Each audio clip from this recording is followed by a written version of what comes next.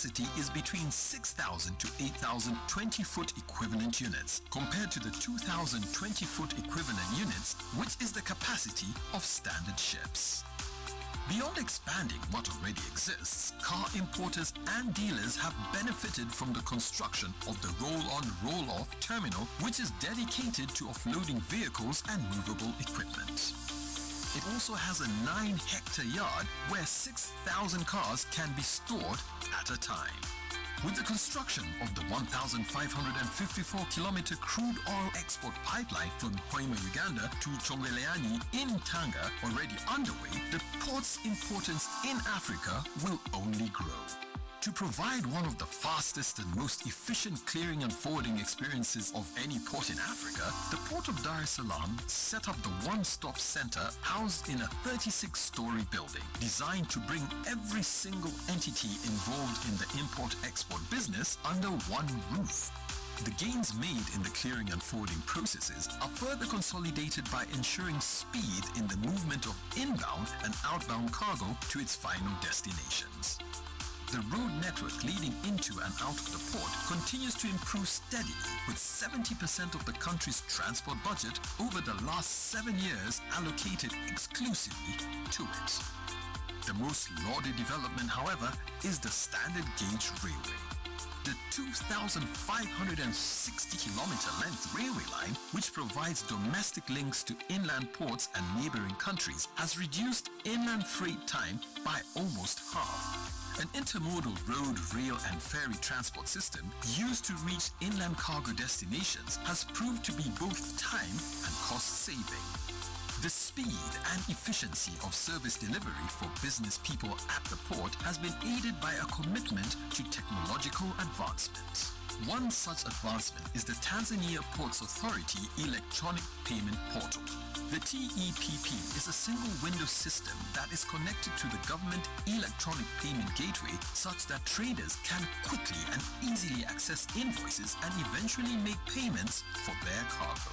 It is a system so efficiently automated that a trader never has to physically visit the port to clear their goods. The port's new integrated security system is another crucial technological advancement at the port. The ISS uses state-of-the-art technology to protect the port from cargo theft and terrorism threats. The Port of Dar es Salaam continues to reach greater heights and to align itself strategically to the Africa trade boom.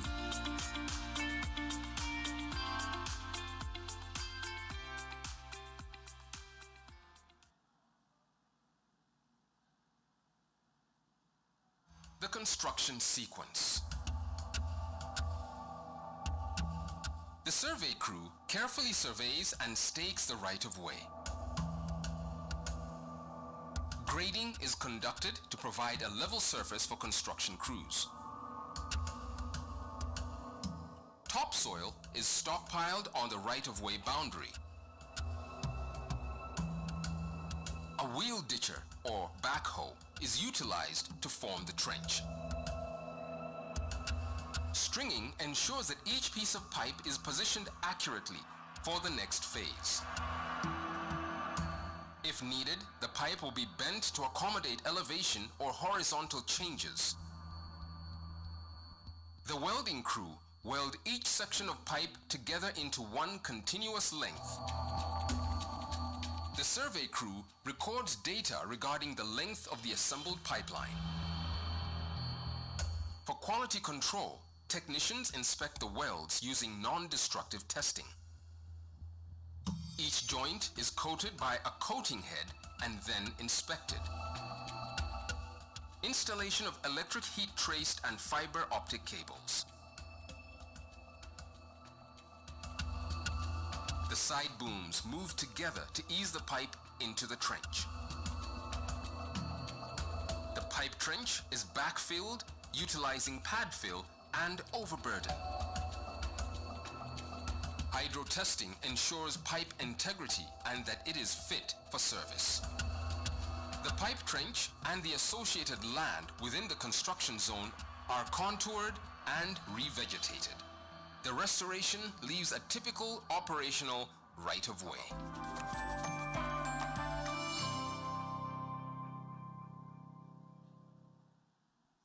amanya ga Margaret Naskompi kampuni eno y'omudumu valo yatandika ne kakati weggweredde tuyina enkolagana nnungi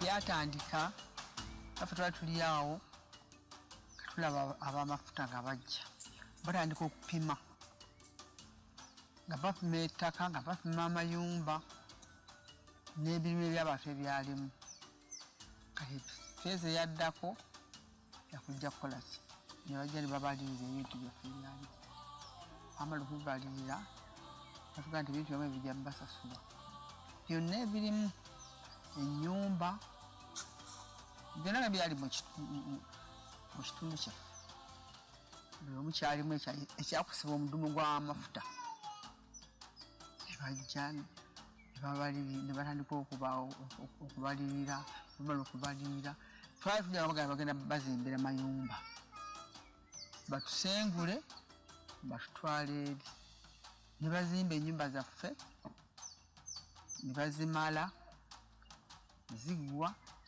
kati tusigadde kutusengula kutwala eri ebintu ebyo naye nga ffe tuli basanyufu nnyo nga bakola ki batugamba kubanga buli kimu kyonna kituweereddwa sente ffe tuzifunye tuguze ebibanja n'ebintu ebirala nze baŋŋamba bakuwe ssente zonna ez'awamu ne mbagamba nedda nze njagala bakole ki njala banzimbire ne banzimbira ennyumba yange ne basasa sente ezasigalayo ezikola ki ono wendi nina abaana bo abazzukulu abaana tebaliwo bano waliwo bazzukulu abaana bonna bali mu kibuga bazzukulu eninawo wano embeera simbi nnyo batuwadde amazzi batuwadde sola gamba bingi ne bateeka ningafe ne bateekayo n'akuuma akakwata laddu ate kye tutalina batukoze bulungi nnyo ebintu bingi nnyo ebinsanyusizza ate ebitali walungi kuba kati eri ennyumba gyenga ndogera mu nnyumba mpya ate yakitiibwa osaka kati nganze omukadde saayisobodde kuzimba nnyumba ng'eyo buli kimu mwekiri amazzi weegali amasannyalaze weegali kuba sina kyenkola ki sina kyenjula n'ekimu era ndi musanyufu nnyo sinza ku bintu byebatuwadde ebiri mu nnyumba wano kampuni eno y'omudumu valo yatandika ne kakati weggweredde tuyina enkolagana nnungi ate balina abantu basanyufu bakolagana n'abantu era nze bukyabatandika kukola sirabangayo mukozi ali mu kitundu muno ng'akwewulirirako onyumye nabo nosanga abavubuka ng'abo jjajja maama ganowulira ganowunawe nowulira essanyu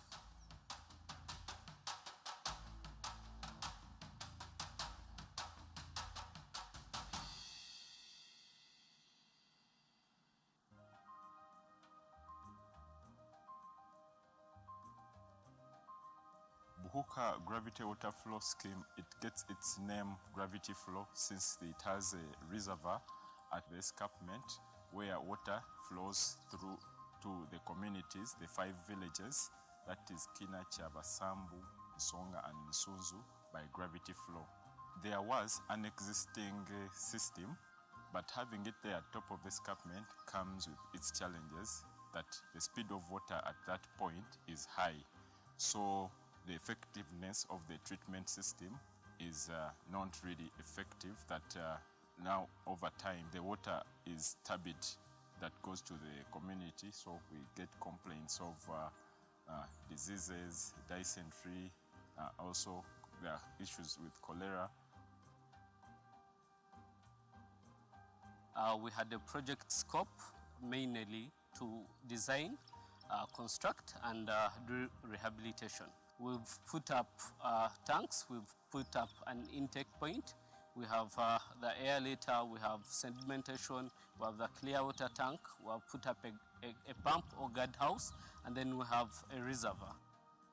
So this project comes in as an impact mitigation project, and it is funded by Sinok Uganda Limited, which contracted a local company called Samka Construction Limited, and they have put up a new system which now has several advantages, where water is collected and the speeds of the water is controlled, so it can go through the conventional treatment method. So at the moment, the villages are getting clean water. Samuka ugamulungu ba leaders ba LOC1 ba LOC2 karachelo ku district magibedi meeting kadongi kwayo nya project ma eni miro juponja wiya mo makakeni mo ai village makakeni ungoni ai board bi marukelo expense kadongi kelo nying ma eno matongtong gam gwacho mento jukela wiya dek village ma eno matongtong majulong wa luonga ni training one ni ponjo wa kitemi kurokopi eni timakana nyo direct mochopo tiyo kodene na nyedo kakare macho. Initially, the community was getting this kind of water. So when we came up, we then constructed the water treatment system, and over time we've been trying to improve this water. Right now, when you go to the communities, this is the water that they are getting from the taps. Well, this project was designed to last 25 years. In the year that I'm speaking in, that is 2022, the population is 7,000 approximately. And in the 25th year, we expect this system to still serve around 14,000, double this population. Ofoya sana gimutimo wa mukelo kopi I village mwa kauna wiya modern wanganyonga na kagibe tor kuni yeyo nam ukudi marach ube monde komgi do nam eto kawoni onwango do nganyonga area ma eni piny marach wabe neno go pide waneno bino matar kofoyo wakesha nikumbera mutimo wa ma eni.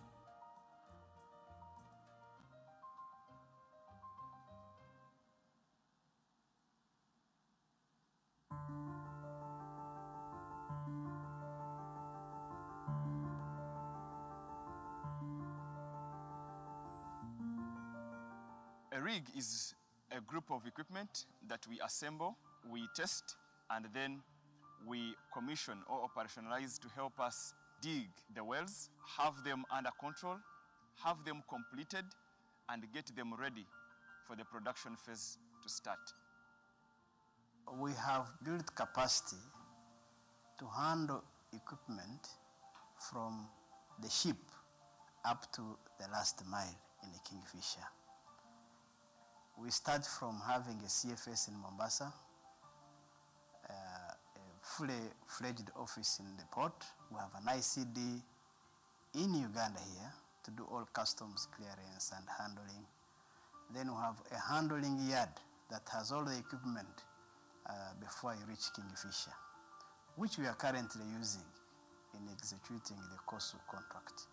That's the point where trucks arrive, checked, drivers have a rest, take a shower, and we check their readiness to go down the escarpment.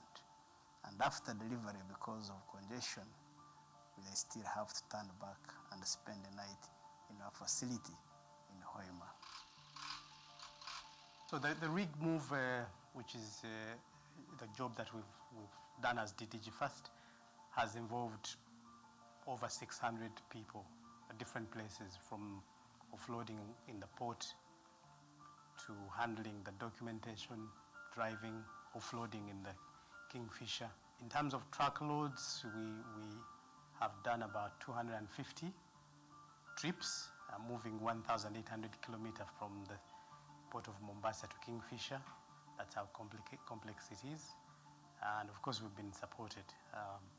Sinok has been on our side, COSU has been on our side, and the Uganda police has been a very, very important partner in this project.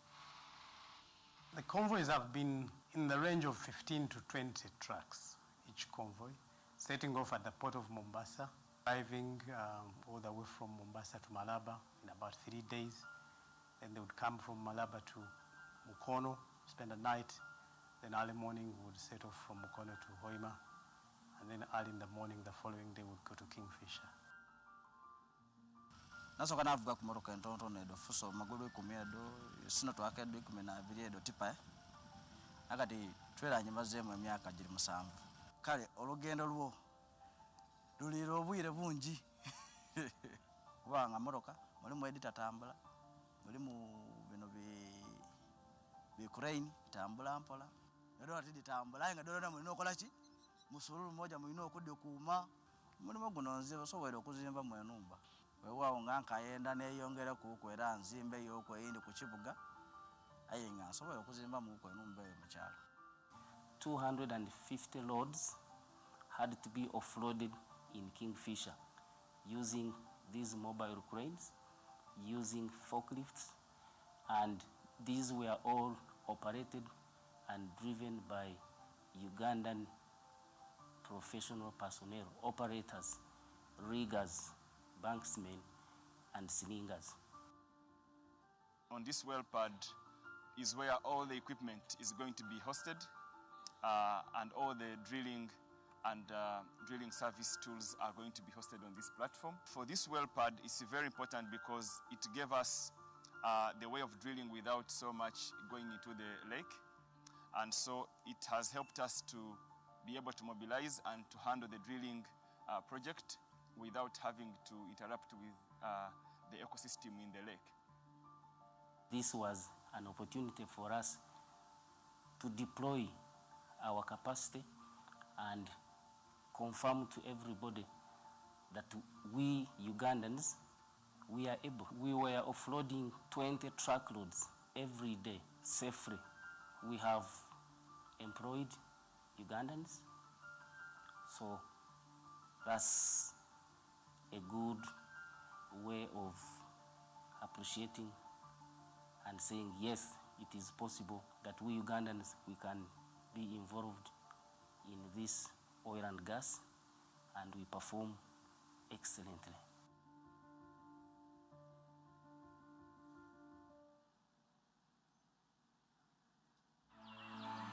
Every day, over 15 million members are transforming Africa.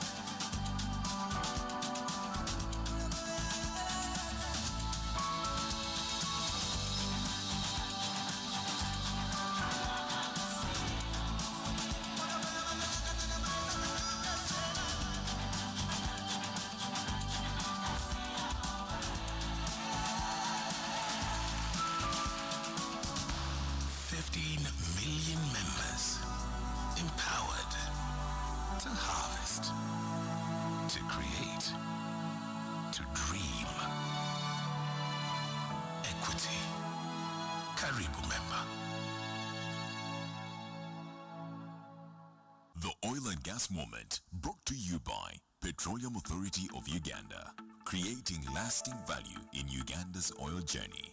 The land take for the development of the Tilenga, Kingfisher and the East African crude oil pipeline projects in Uganda is approximately 6,900 acres, with close to 10,000 project-affected persons. The compensation process involves an intensive resettlement action plan study that provides for the cash payment, physical resettlement and livelihood restoration for the affected persons.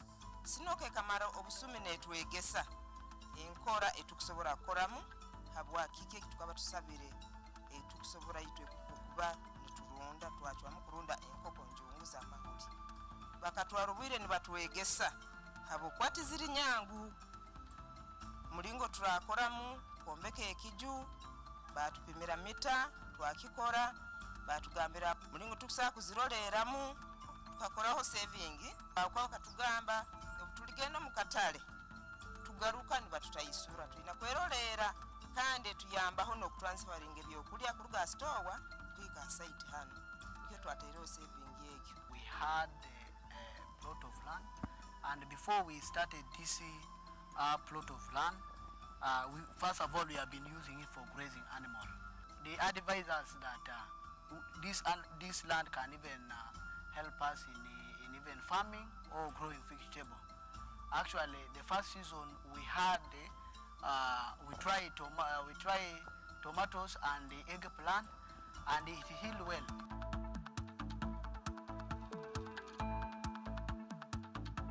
For more information, visit www.pau.go.ug. Petroleum Authority of Uganda, creating lasting value in Uganda's oil journey. The Oil and Gas Moment, brought to you by Petroleum Authority of Uganda, creating lasting value in Uganda's oil journey. The land take for the development of the Tilenga, Kingfisher and the East African crude oil pipeline projects in Uganda is approximately 6,900 acres, with close to 10,000 project affected persons. The compensation process involves an intensive resettlement action plan study that provides for the cash payment, physical resettlement and livelihood restoration for the affected persons.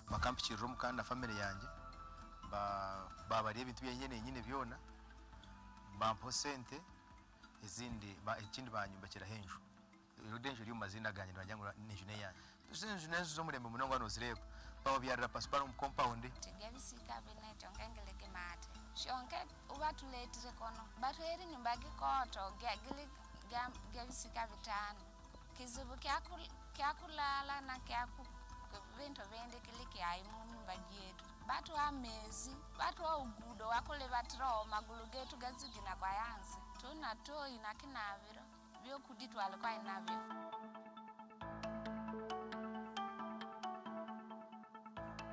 For more information, visit www.pau.go.ug. Petroleum Authority of Uganda, creating lasting value in Uganda's oil journey. The construction sequence. The survey crew carefully surveys and stakes the right-of-way. The Uganda Chamber of Mines and Petroleum is a not-for-profit member-based organization that was founded in March 2010.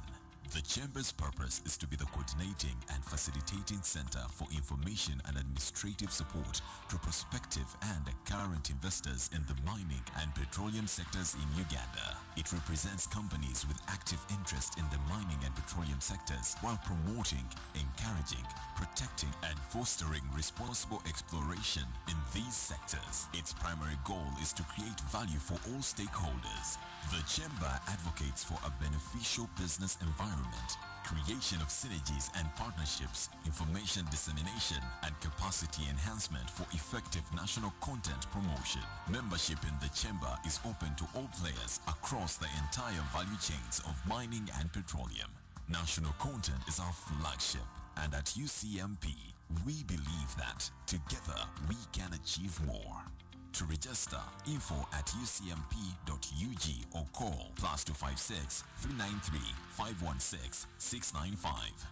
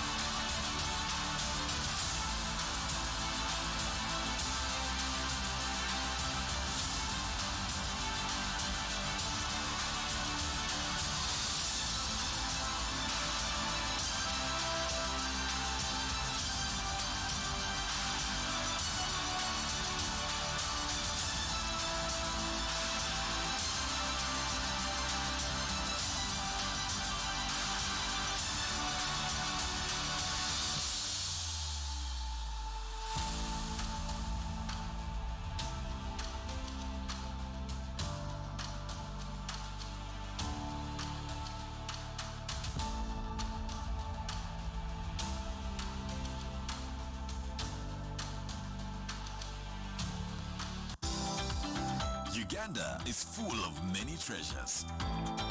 But there is one that connects us all, that helps us grow and develop together to more wealth creation, better infrastructure, and better service delivery. That's why UNOC, the Uganda National Oil Company, is here to manage the commercial aspect of the petroleum sector on behalf of the state. UNOC, your partner in Uganda's oil and gas sector. Our Ugandan story isn't a new one. It's not about where we come from. It's about what can be accomplished when we're working, living, and growing together. It's about speaking the same language, the language of progress. We're Ugandans building Uganda with Ugandans, skilling Ugandans and developing competencies required in the oil and gas sector, partnering with Ugandan businesses to achieve greatness. We're here to build because at the end of the day, we're truly Ugandan. The Oil and Gas Moment, brought to you by Petroleum Authority of Uganda, creating lasting value in Uganda's oil journey. Government and its partners are supporting the development of linkages between the oil and gas sector and other sectors of the economy, including agriculture, transport, education, housing and land use, planning and tourism. Studies have shown that every $1 of GDP point directly invested in the oil and gas sector will yield indirect growth of the GDP by $0.6. The oil and gas sector in Uganda is therefore expected to yield indirect growth of the GDP by $8.5 billion, 24% by the time the first oil is achieved. The linkage between the oil and gas sector and one of the most important sectors in our country, agriculture. The oil and gas industry does not consume a lot of food, but at least it consumes high quality food.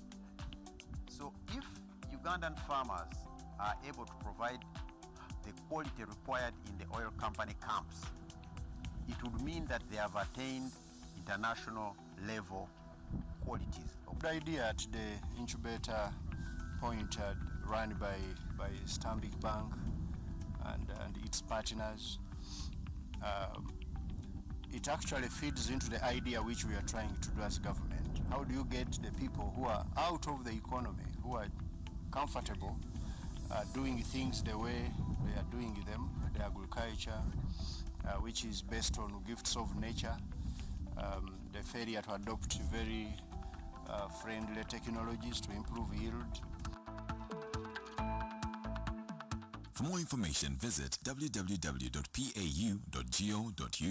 Petroleum Authority of Uganda, creating lasting value in Uganda's oil journey.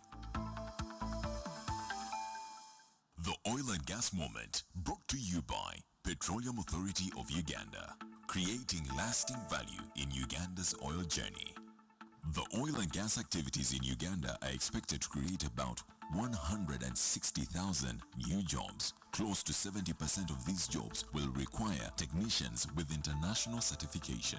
Basically what we're doing here is we're working with industry, whereby after our candidates have been trained in the workshop space, we send them to industry where they now get to apply so that they confirm a competency level. We were given opportunity by government of Uganda to train students under the Albertine Bursary Scheme project, about 690. They have done the audits. We'll have 60 trainees under SINO. We're also working with our partner Solid Rock to execute a similar training for Total, and that is for 4F and 5F welding as well. Following the announcement of the final investment decision in February 2022, work on the oil and gas projects has intensified. 94% of the 5,000 employees already engaged in these projects are Ugandans. The National Oil and Gas Talent Register provides visibility to Ugandans with skills and competencies for possible employment in the oil and gas sector. I'm called Kyomuhendo Jole, aged 26.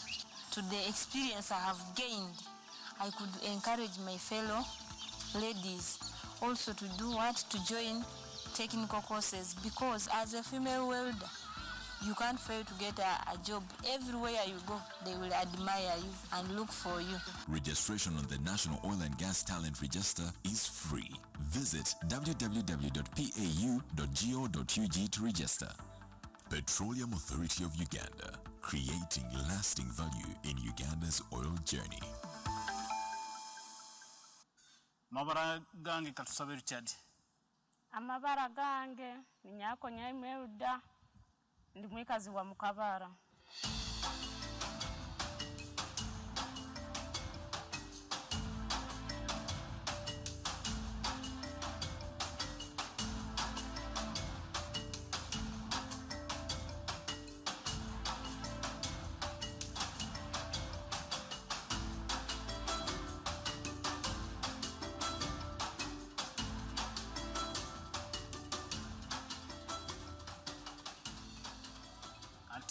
Ebirungi ebyenju ebitulozere ebirungi ikopo tukolerwa kutombekera enju tulozere omutindo gwegiroho namba tubayire itwe nk'abantu notukwe ntukora munego batisa kuombeka enju byiki ya mutindo gwa ikopo yetombekeire nekindi eyo mulinge tukoleire.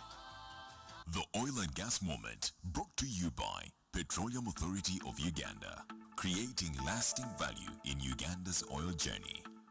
The oil and gas activities in Uganda are expected to create about 160,000 new jobs. Close to 70% of these jobs will require technicians with international certification. Basically what we're doing here is we're working with industry, whereby after our candidates have been trained in the workshop space, we send them to industry where they now get to apply so that they confirm a competency level. We were given opportunity by government of Uganda to train students under the Albertine Bursary Scheme project, about 690. They have done the audits. We'll have 60 trainees under SINO.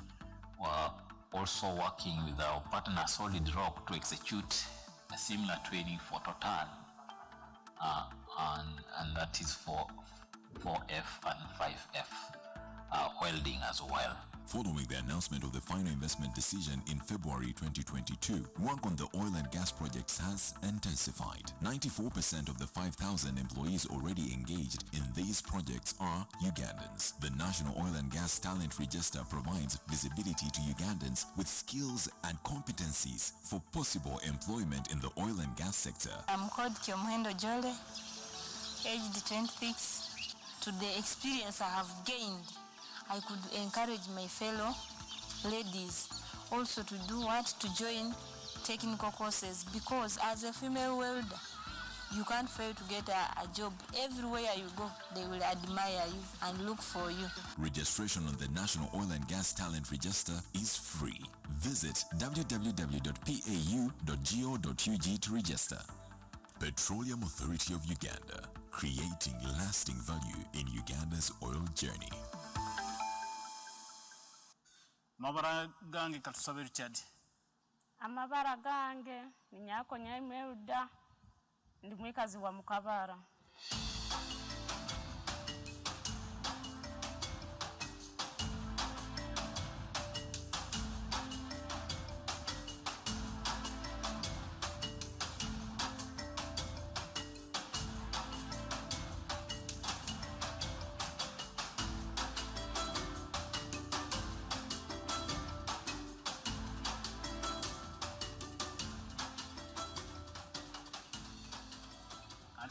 Ebirungi ebyenju ebitulozere ebirungi ikopo tukolerwa kutombekera enju tulozere omutindo gwegiroho namba tubayire itwe nk'abantu notukwe ntukora munego batisa kuombeka enju byiki ya mutindo gwa ikopo yetombekeire nekindi eyo mulinge tukoleire tukurora etuterero ha maju agarungi agali standard oba tinda kangambe obundi yensi yona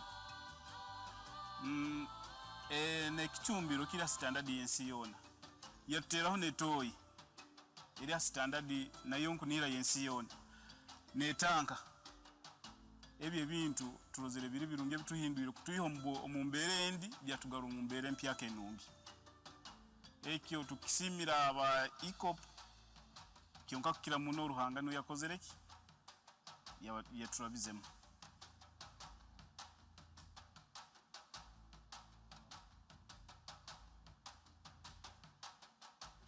Emirimu imba ninkora mba mulisa ni mba muli dundi kangame mulimi onyinuko Misiri nga kukulisa lisa obusoro bundi. Emirimu yamane kuntaiza ni egyo ntunuliro.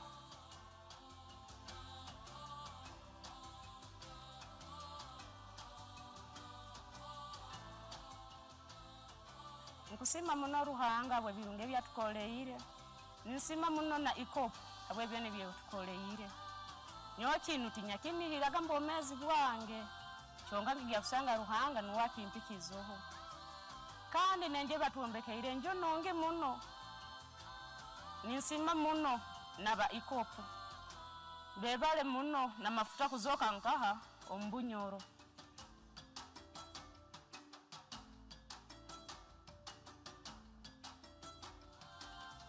Amafuta garu wadabani bagamba gali mukiyeno baitu gali mugisala abantu ita bakozireki abagoboroiremu. Ninsima muno na government ya Uganda kwikyaho ekintu kinu obukwa abantu baingi bakiyegombaga baitu ruhanga yoko mamuitu. Ninsima nanyo abakuru mwe bali kutuegesa emisomo itwegerebe emisomo nungi no kwikabwire bunu ebi byone mutukoleire mwe bale muno mukama baho mugisa.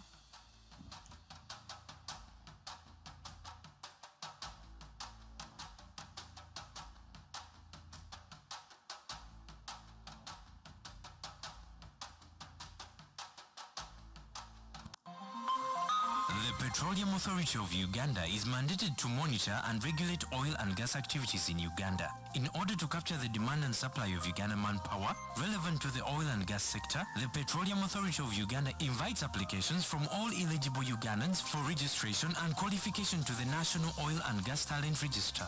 The National Oil and Gas Talent Register is a talent pool that will improve the visibility of Ugandans for possible employment in the oil and gas sector. The Petroleum Authority will only consider online applications submitted via www.nogtr.pau.go.ug. How to register? Log into www.nogtr.pau.go.ug/register. Kindly fill in all the fields below with all the correct information and valid national ID number. Ensure you read and accept the terms and conditions. Once all the fields are completed, a confirmation email with your NogTR code and password will be sent to your email. Use the sent NogTR code and password to access your new NogTR account. The jobs will then display. Here you can manage notifications, filter options, refresh the page, see specific search options, click on a particular job to read its detailed requirements. Under the profile page, manage and update your biodata. Manage and update education history, work experience history, and save changes made on the biodata page.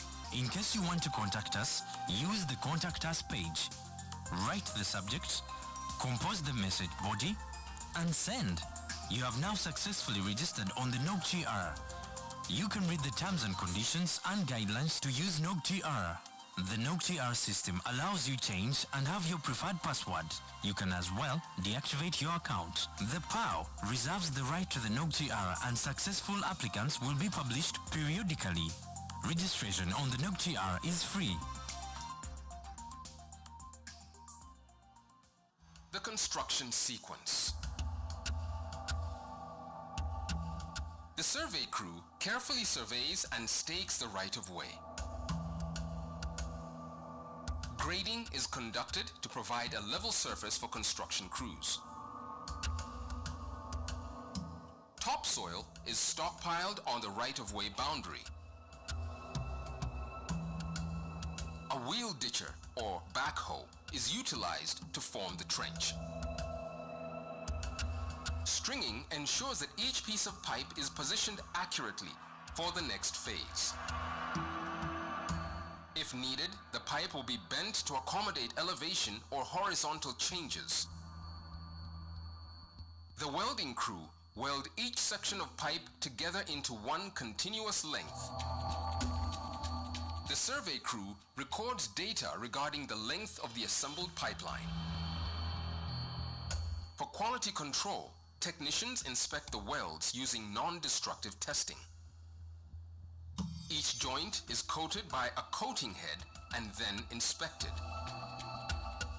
Installation of electric heat traced and fiber optic cables. The side booms move together to ease the pipe into the trench. The pipe trench is backfilled utilizing pad fill and overburden. Hydro testing ensures pipe integrity and that it is fit for service. The pipe trench and the associated land within the construction zone are contoured and revegetated. The restoration leaves a typical operational right-of-way.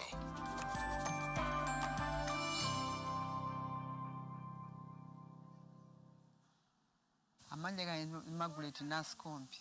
Kampuni eno y'omudumu valo yatandika nekakati wegwiridde tuyina enkolagana nnungi.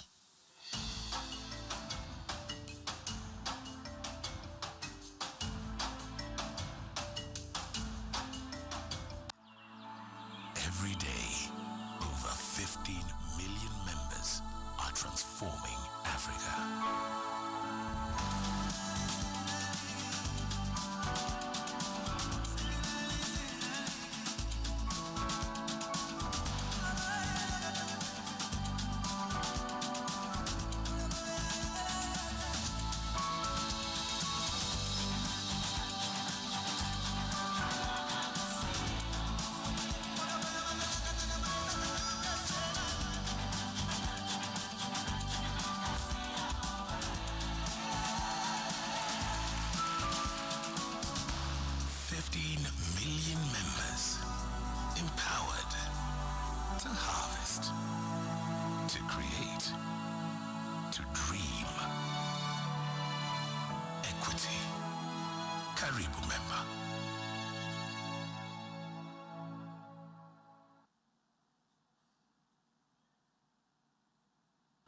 Growing is natural. It's something that defines our journey. It's that first step. It's the next sunrise. The desire to achieve more. It's the joy to see things grow and keeps your eyes on tomorrow. As this great nation grows, we believe that we can grow together. Grow your ambitions. Grow larger. Grow higher. Grow together. Equity.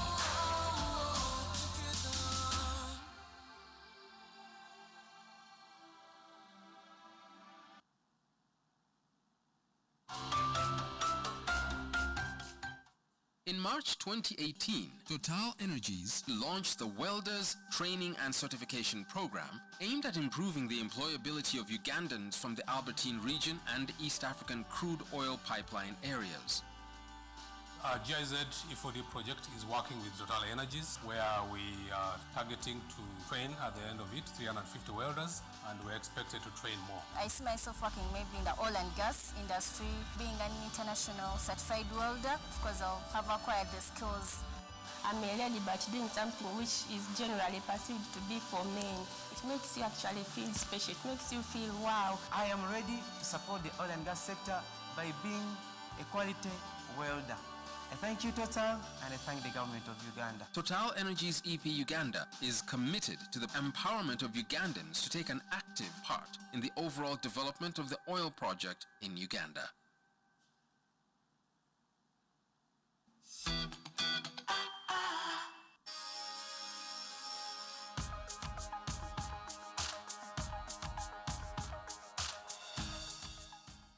Sinoko yatuma living earth okutwala abaana ababayitibwa mu pipelines kati netufunayo ogw'omukisa ne tujja wano ku Nile vocation.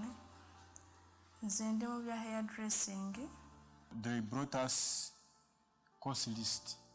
There were very many course lists, but for me, I chose my own choice course. So I came here for basically mechanics and driving. All right. Thank you very much. Ladies and gentlemen, apologies for a delay in this particular session. Just a small miscommunication, but would like very quickly to kickstart this session and salvage whatever time we have left. So our moderator is here, and I'm going to be inviting her to come up and invite the rest of her panelists so that we can kickstart this discussion. But for those of you at the back, I'll just encourage you perhaps to draw closer for a more up close and personal interaction. I'll invite Sharon just to come and pick it up from here. Thank you.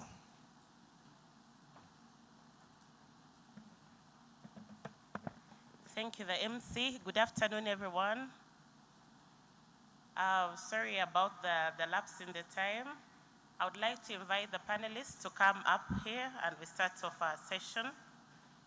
I would like to invite Alice Karanja from the National Oil Corporation of Kenya. You're welcome on stage.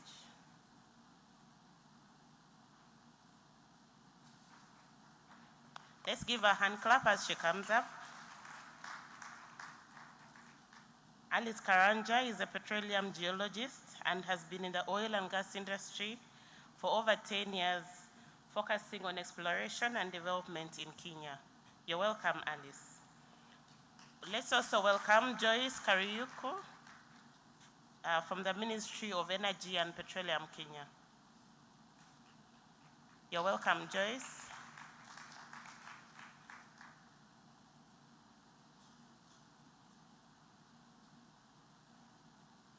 Is Joyce with us here?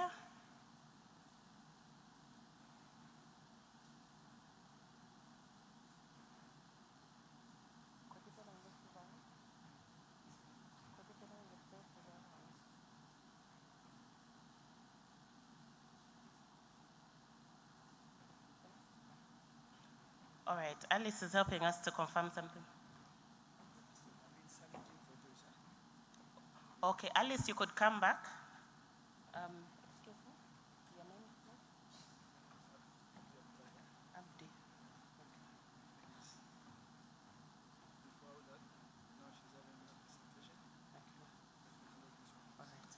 Okay, sorry about that. I've been informed that Joyce is handling another matter, and Abdi Abdullahi will be sitting in for her. Lastly, join me to welcome Mr. Mujenzi Michael Morinde from the Petroleum Authority of Uganda to join the panel. Mr. Mujenzi, you're welcome.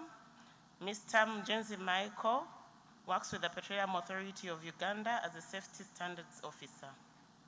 Please give him a clap as he comes up to the stage. You're welcome.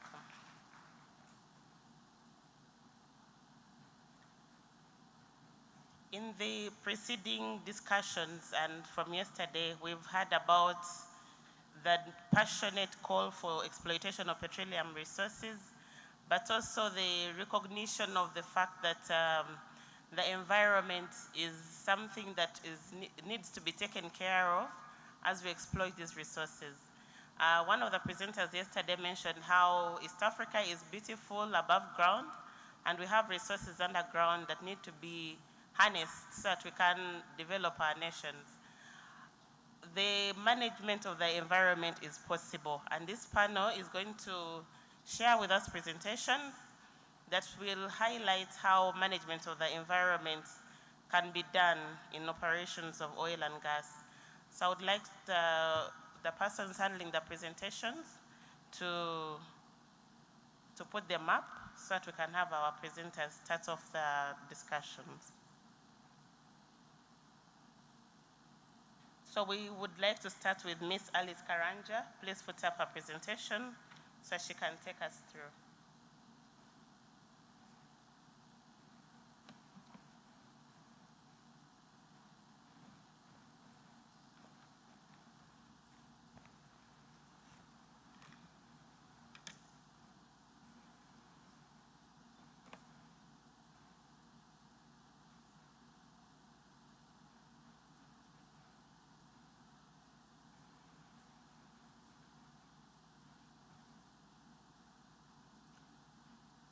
Good afternoon, everyone. Welcome to this presentation. My name is Alice Karanja. I work for National Oil Corporation of Kenya. And in these slides, we are going to look at the environmental and social challenges and their mitigations in the oil and gas projects.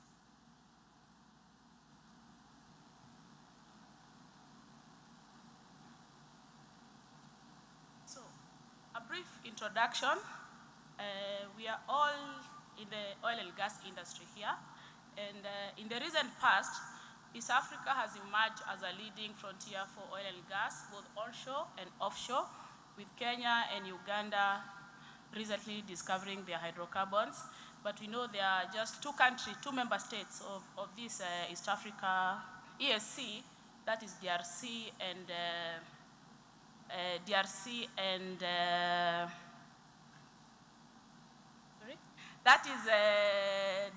and South Sudan that are already producing. But as you can see on that map, the shaded part that is yellow, you realize most of the countries in the Eastern Africa, going to the south and a bit to the northwest, we are all doing exploration as it is.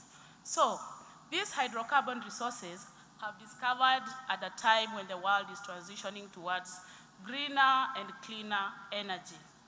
But what does that mean for us? We know that energy is very important for economic growth. The countries in this region have been labeled as third world and developing. We need to get out of that tag, and these resources are going to help us do that.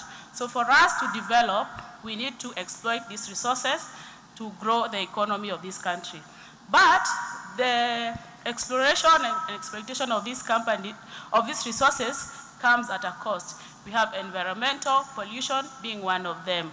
But we are going to look in the next few minutes how we can exploit these resources in an environmentally conscious manner. And to do this, we are going to be guided by the SDGs of 2015, where the world came together to see how we can end poverty while taking care of the environment for ourselves and the future generations. Later in that year, in December of 2015, the Paris Climate Agreement was adopted, again with the intention of reducing the emission of the temperature increase to below 2 degrees and further efforts to 1.5 degrees. For us to achieve the Sustainable Development Goals, we have to implement the Paris Climate Agreement. These goals are important. There are 17 of them, and you realize they are interlinked, such that if we end poverty, we'll have zero hunger, we'll have better health, we'll have better education, etc., etc. Now that we have this in mind, let us look at some of these challenges that are going to face these projects in oil and gas. So guided by the SDGs, we cannot avoid to talk about climate change, and the biggest challenges is going to be the emissions, and mostly from venting and flaring. And you know, flaring is going to release carbon dioxide, and venting is the release of methane, and methane is worse than carbon dioxide. What are some of the solutions we can get for this? We can have systematic and periodic leak detections and repairs to make sure that our systems are not emitting any of these gases to the atmosphere. We can also have rerouting of the vent methane, because you realize this is a resource, and a wasted resource is wasted revenue. We can make good use of this resource by having beneficial use for the same. We can also have systems that are going to minimize emissions, especially during engineering and maintenance work, and we can have legislative frameworks. In Kenya, we have our 2010 Constitution guiding us. We have the Environmental Management and Condition Act. We have the National Environment Policy, and we have the latest one, the Petroleum Act of 2019. But there have been gaps in all those, and like the Petroleum Act is under revision to address most of these matters.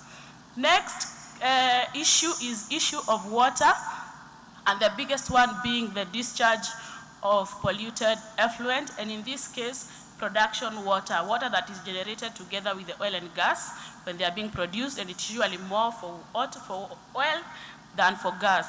This one we are encouraging companies to have effluent management and water treatment plants. There's one in Oman that is really, really huge in managing and and treating the water that is being produced there.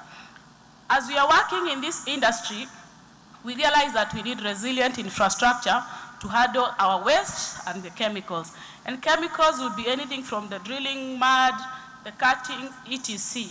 We must have a robust waste management procedure that is going to guide how each of these waste is going to be segregated, whether it's for onshore versus offshore projects. And then chemicals. For us to optimize our projects, we know chemicals are used, and for so many reasons.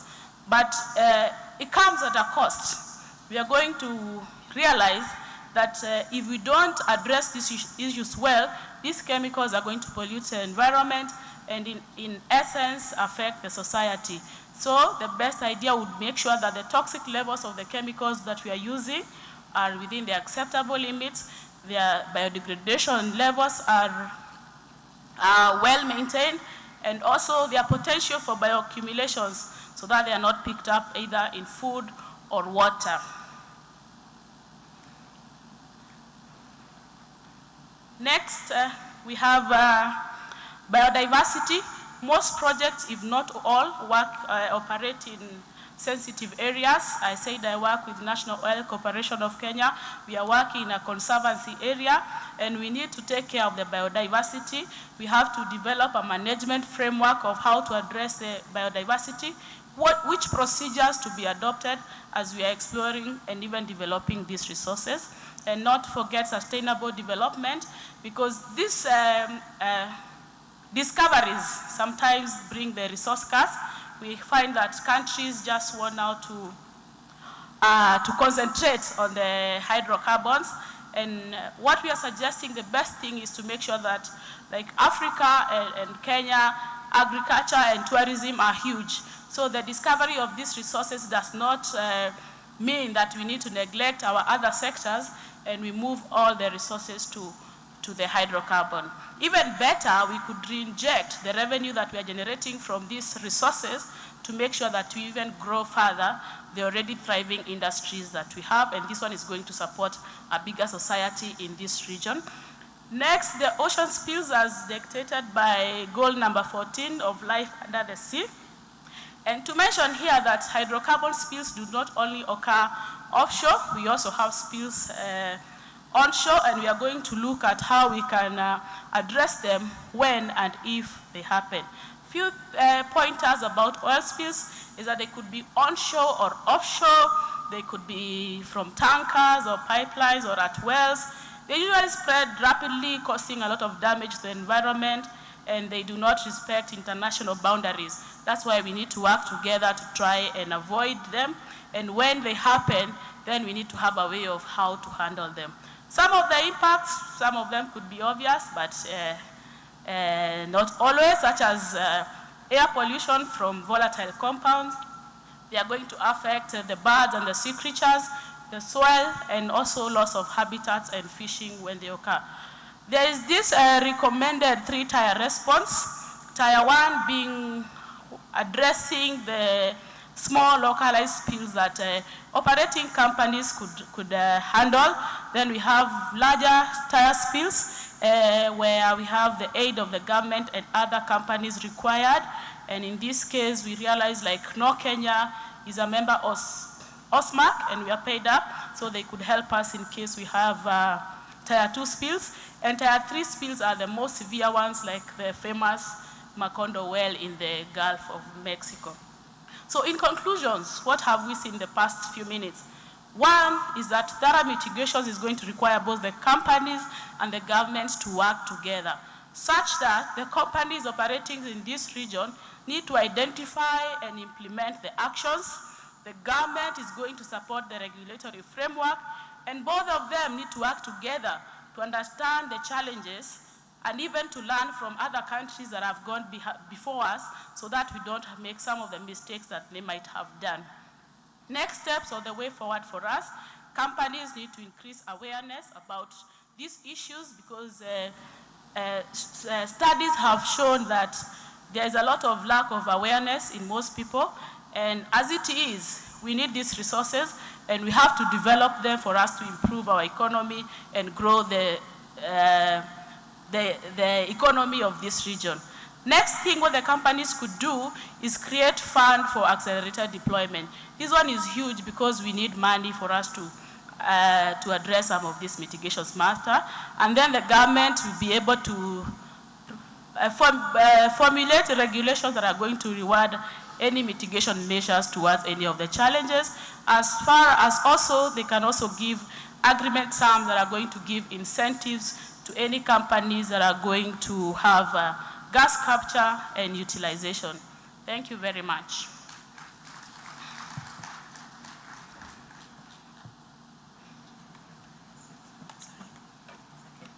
Thank you very much, Alice. We have 2 more presentations. So we are going to have the other presentations, and then after the presentations, we could have a few questions. I hope there will still be time. So let's have the other presentation, and then we can have an engagement when the presentations are done. We are going to have a presentation from Mr. Michael Morinde about using process safety key performance indicators to predict and manage potential major incidents in oil and gas operations. I invite you, Mr. Michael, to come and have your presentation. Please project his presentation.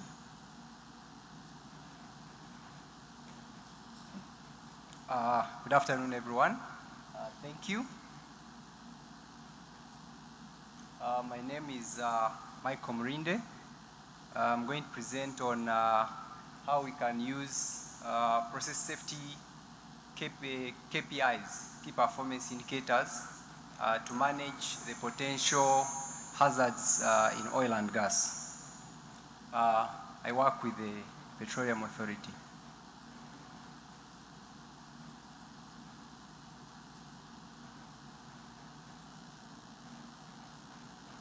Okay, my presentation outline: introduction, methodology, results, and conclusion. A brief introduction. We know that oil and gas is inherently hazardous, but we have to deal with it and put in place measures that can control those hazards.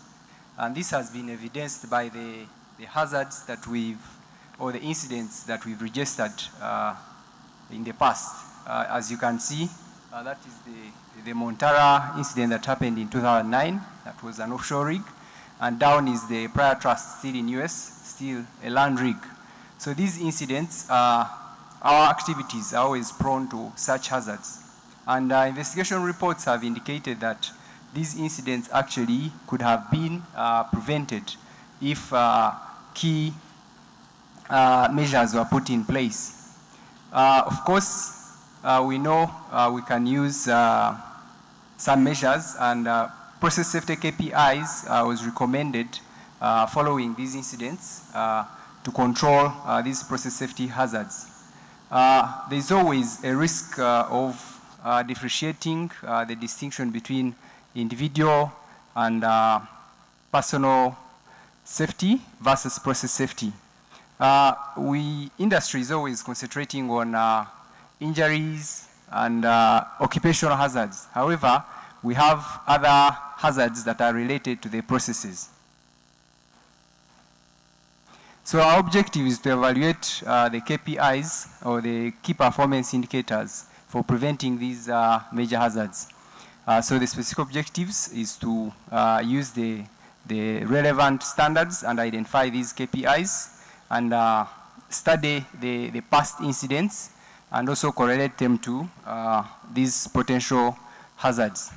So our methodology, I used the case study, the Barnesfield incident, to demonstrate the selection of the KPIs and the importance.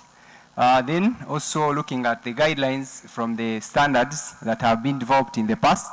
As you can see on the side, this is a barrier-based approach using the Swiss cheese model, showing us that yes, we can put barriers in place, but barriers always have weaknesses. And so we have to find a way of monitoring these weaknesses in our critical barriers to prevent these hazards from being realized. So, and we know that in the past, we've registered so many events, and we shall see from, sorry.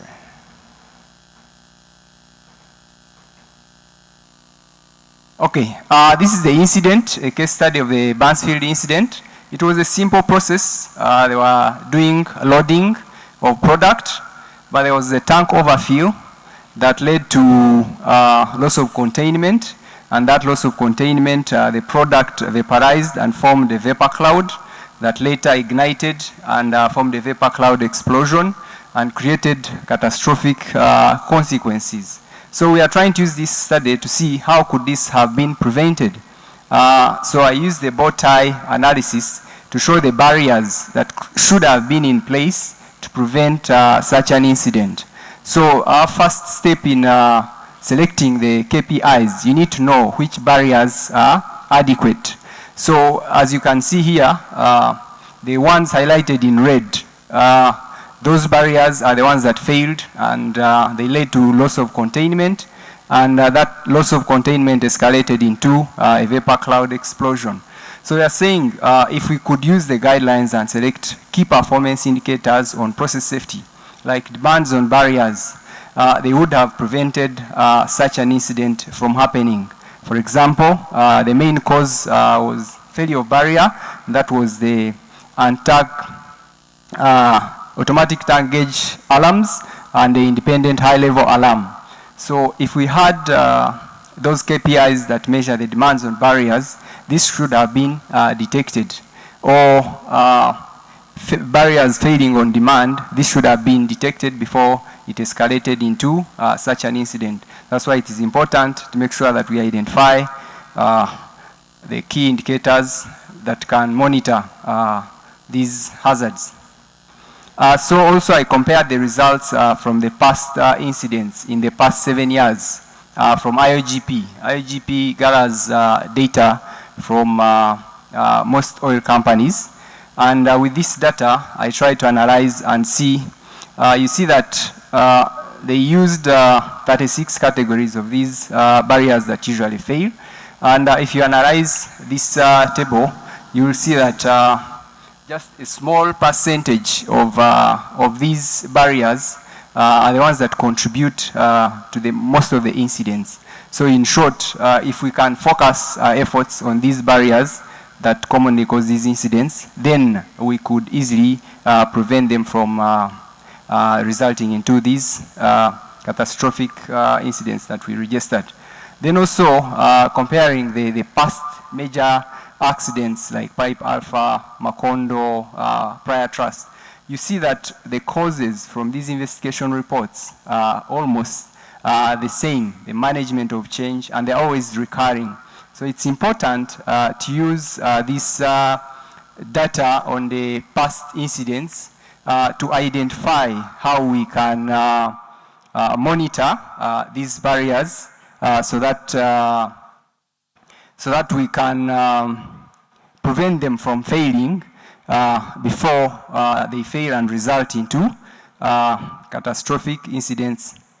So how do we conclude? The selection of process safety key performance indicators should always be based on the major risks. That's why we used that bow tie analysis to show that you need to select the right barriers and then associated KPIs. And also data from the past applicable incidents should be used to determine appropriate process safety key performance indicators. I thank you.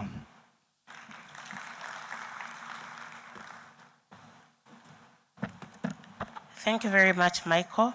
His presentation is very important to show us the fact that much as there are risks involved in the production of petroleum, of the petroleum resource, there are also technologies, there are processes, there are systems of helping to avert and also to manage these potential catastrophes. And we have examples from the past, so it's good to learn from them. Like he showed us what happened in several areas, so that we don't repeat the same mistakes. We'll go to our last presentation, and then we can take a few questions after that. Our last presentation will be on managing environmental, health, safety, security, and social impacts in oil and gas operations. This will be done by Mr. Abdi Abdullahi from the Ministry of Energy and Petroleum of Kenya. You're welcome, Mr. Abdi.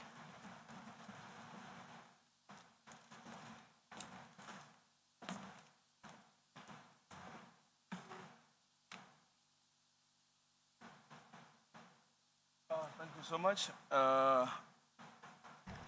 Madam Operator, Mrs. Shalom. My name is Abdi Abdullahi from Ministry of Energy and Petroleum, State Department of Petroleum, Kenya. I'm representing my colleague. I'm standing in for my co-author and colleague, Joyce Karuki, who is engaged in another presentation currently.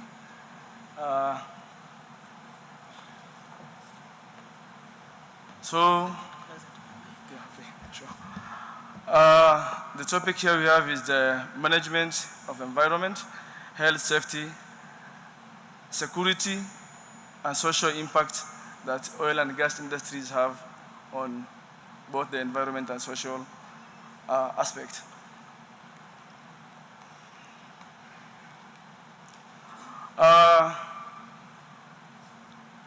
We are trying to introduce this topic or to highlight this one with regards to, we are trying to introduce this topic by starting with a statistic that was done by an international agency, which says that oil and gas industry accounts for 45% of GHG, that is greenhouse gas emissions, worldwide. As population increases, energy demands increases, so does the exploitation of these resources and minerals. So the statistics that the organizations have described, the 45% pollution from oil and gas sector, is not only alarming but a time bomb, which if not given necessary mitigation factors, could be a catastrophic.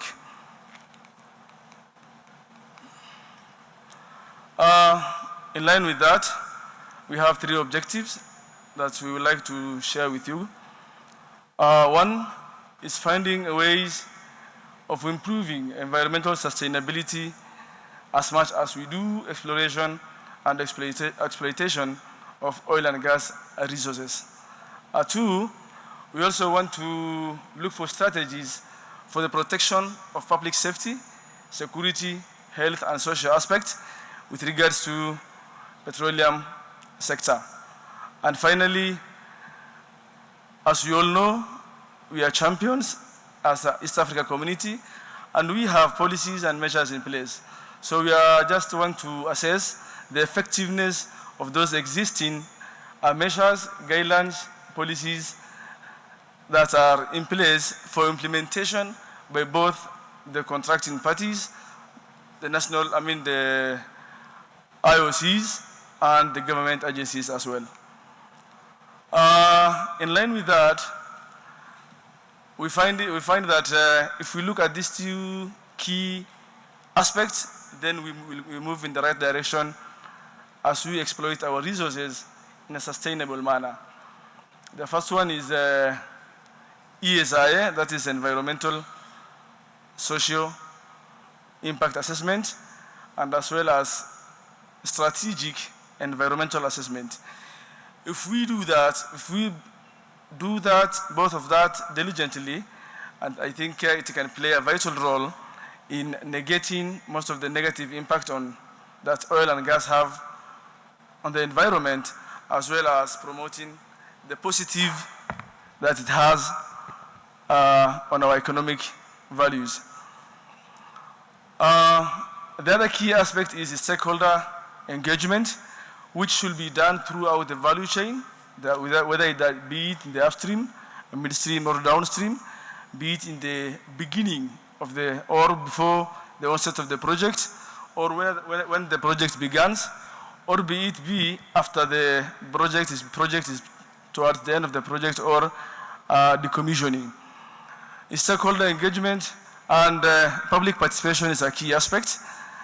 And we also ask for transparency and accountability from the IOCs when it comes to matters environment in relation to oil and gas matters.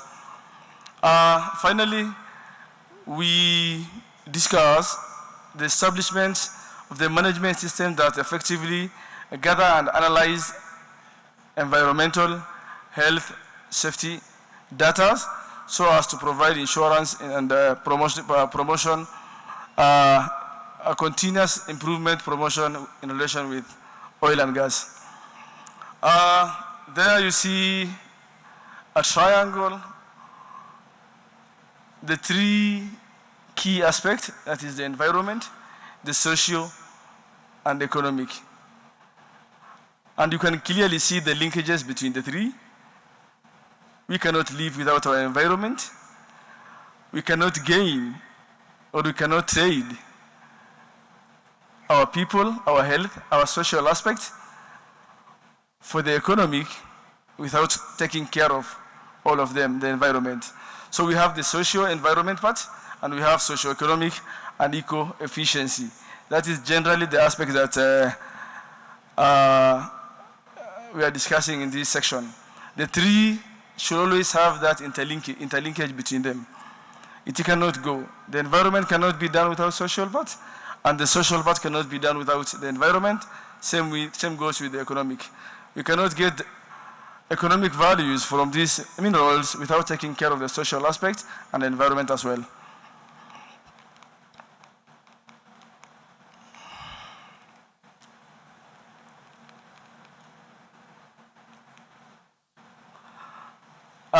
In conclusion, we are trying to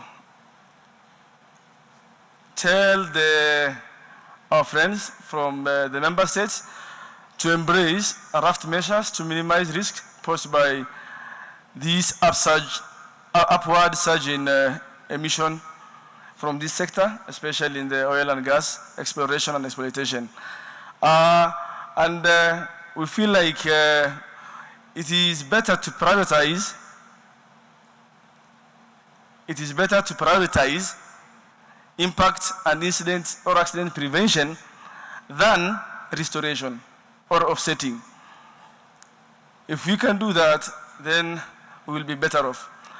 The other thing is compliance with internationally recognized human rights when it comes to security, and compliance with the best industry practices and approved standards. We also ensure compliance with applicable contractual and government, health, safety, social, environment, and social responsibility obligations.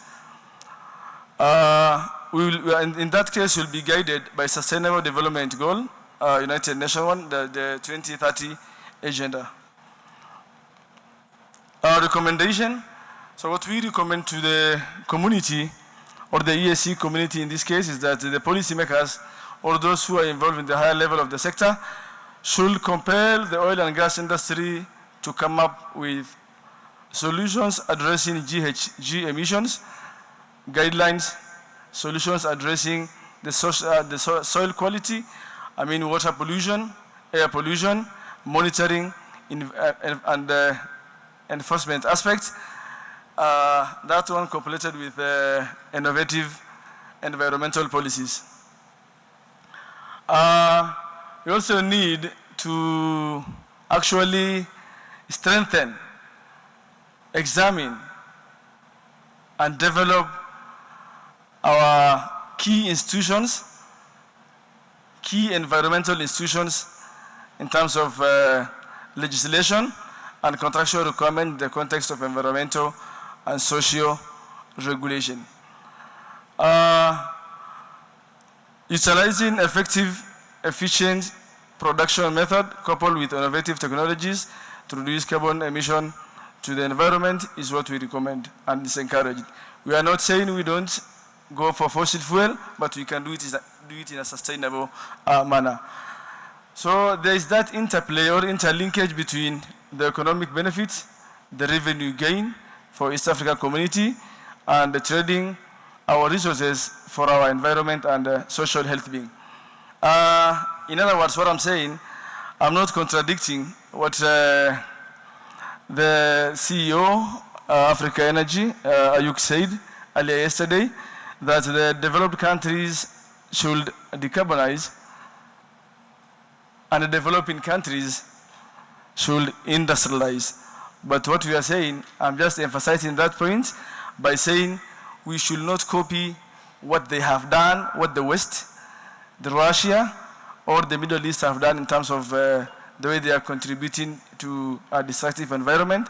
But we should do, and you should do it, exploit and extract our resources in a sustainable manner without following the path of the West. Thank you.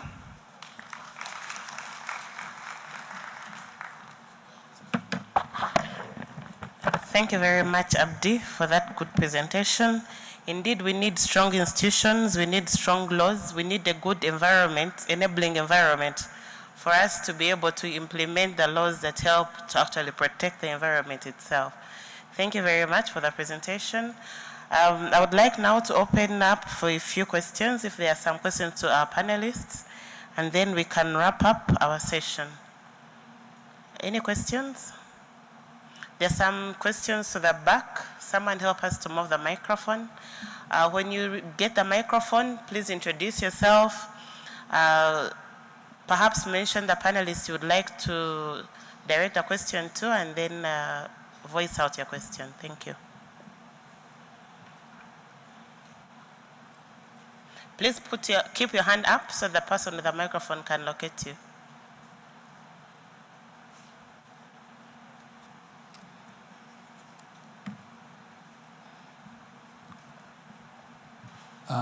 Thank you very much. My name is Pade Choncho, working with the International Consensus Center from Chikuya District, which I think is the host for most of the oil activities. The first presenter talked about environmental challenges and how to mitigate.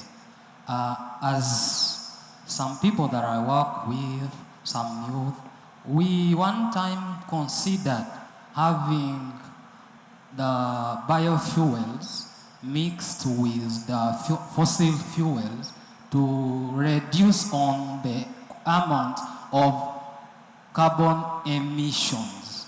I would love if she has some information about biofuels to enlighten me more on how biofuels can be mixed with the fossil fuels to reduce on the emission of carbon dioxide and other hazardous carbon compounds, so that we can live. Because some presenters were like, no, we need to transition from fossil fuel as we decarbonize. Yes, but in my own opinion, I think we need to do it for economic purposes, as another presenter said, and social. We need people to fight that emissions. So, because there are some of the solutions that will need the community to come in and have an input. People, if we have, like someone of UNOC said, planting of trees. Yes, we need the community, because it's not you people here to go in Hoima, in those regions, and plant trees. We need the community. So, as the last presenter said, we need that interlinkage, social, economic, and environment. So I beg the madam to enlighten me on biofuels vis-a-vis fossil fuels. Thank you very much. Thank you, Mr. Choncho. The next question. Okay.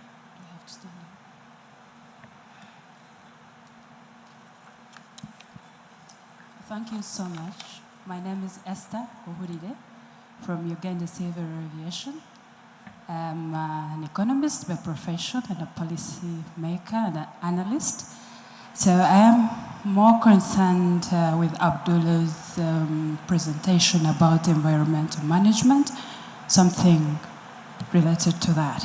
I'm interested in knowing the strategies that are to ensure green production from the start of the product cycle or product and services cycle of companies.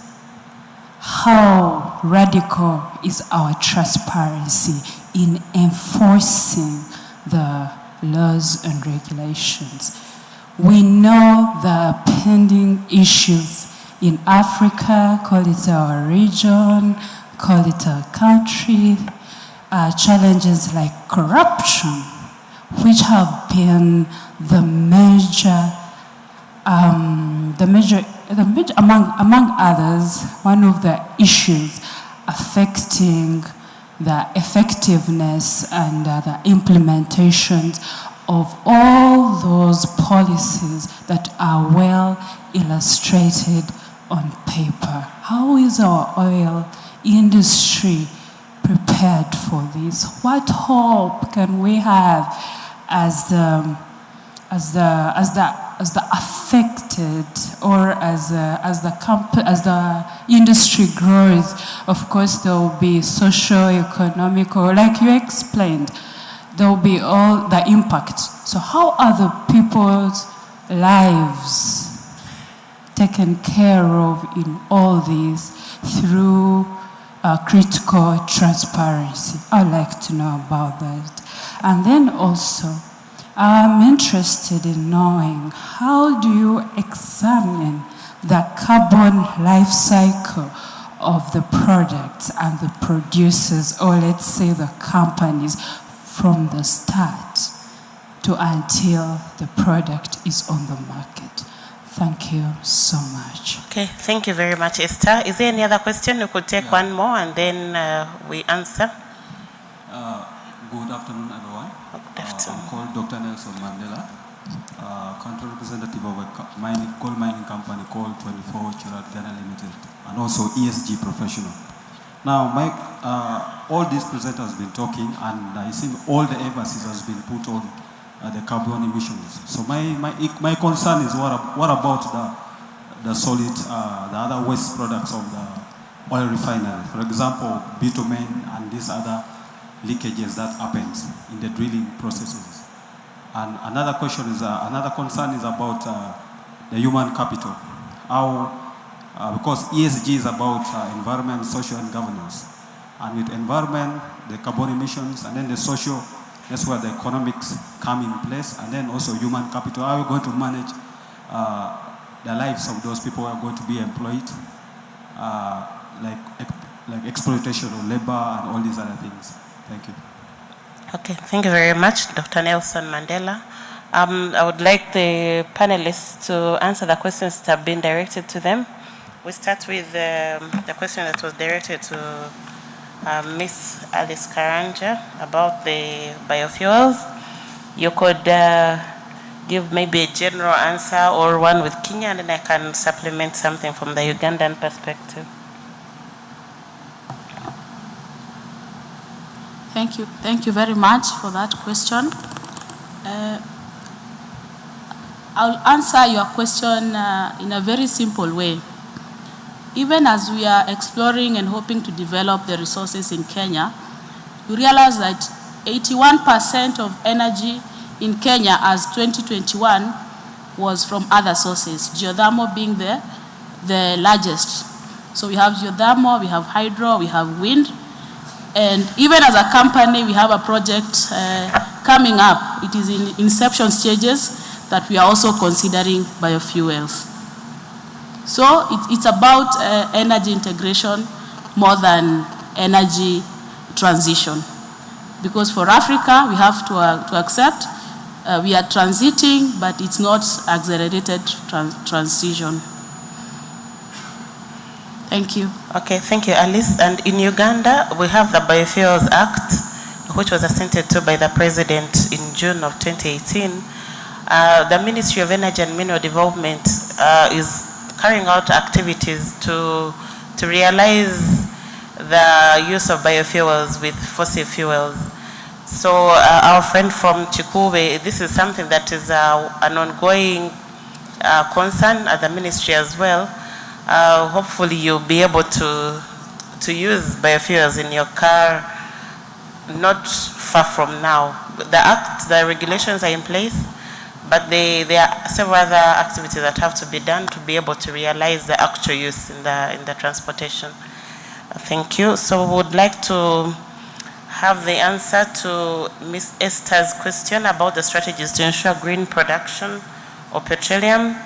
Abdi, are you in position to answer that?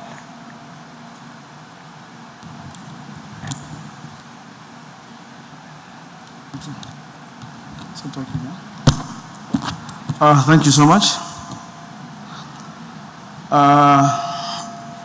The strategies that you are trying to employ, or what I have explained in my slides, are the ESC community need to come up with policies. We are not short of policies. Actually, we have many policies, be it in Kenya, Uganda, Tanzania, or all 7 member states.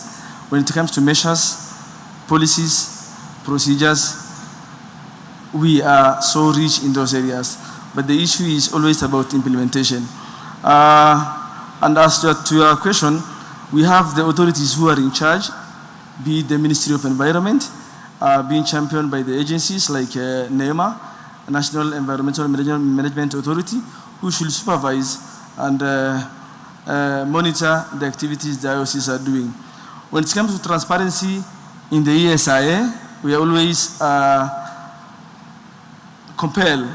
trying to compel the IOCs, international oil companies, to be as fully as transparent as they can, to disclose, to have the full disclosure, public participant, to involve the communities in their participation at all the levels. So we are saying that one should be done by both parties, be it the contractor or the government agency.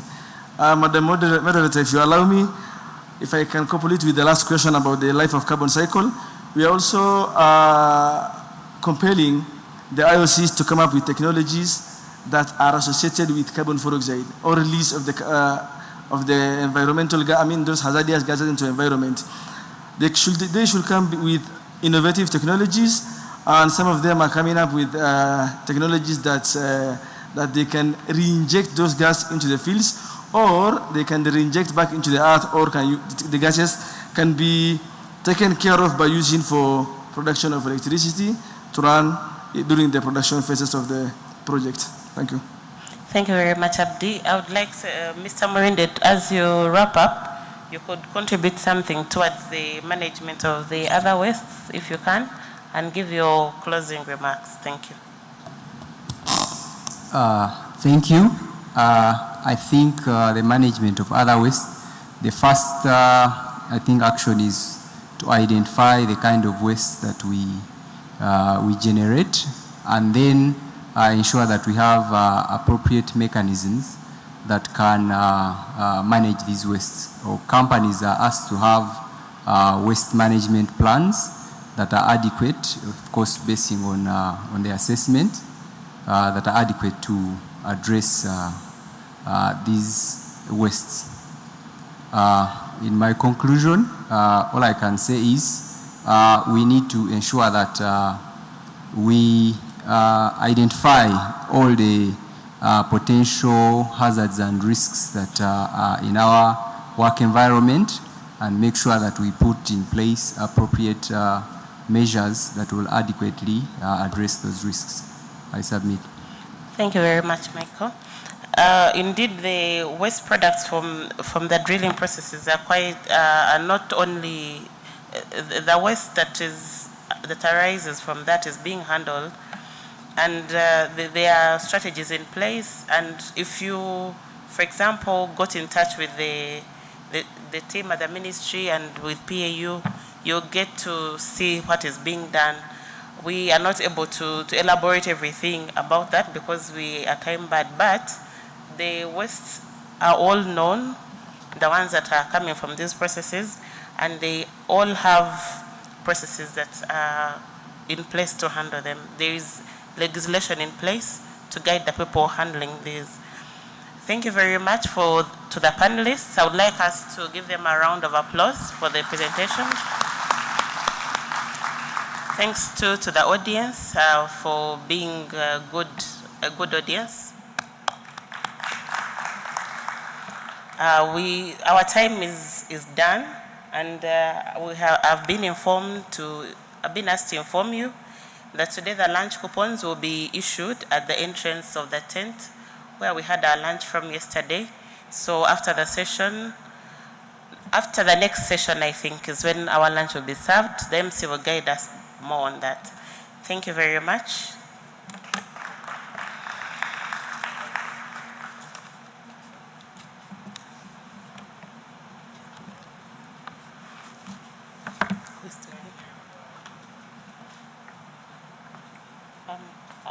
The moderators, the panelists, sorry, you'll be asked to stay behind for a photo opportunity. You don't understand. Okay. Thank you very much, Shalon. We're now going into the next session, and this will be moderated by Zakaria Hodi. Zakaria Hodi is a senior geophysicist at the Ministry of Energy and Petroleum, Kenya. So Zakaria, if you can come and take over and call on your panel.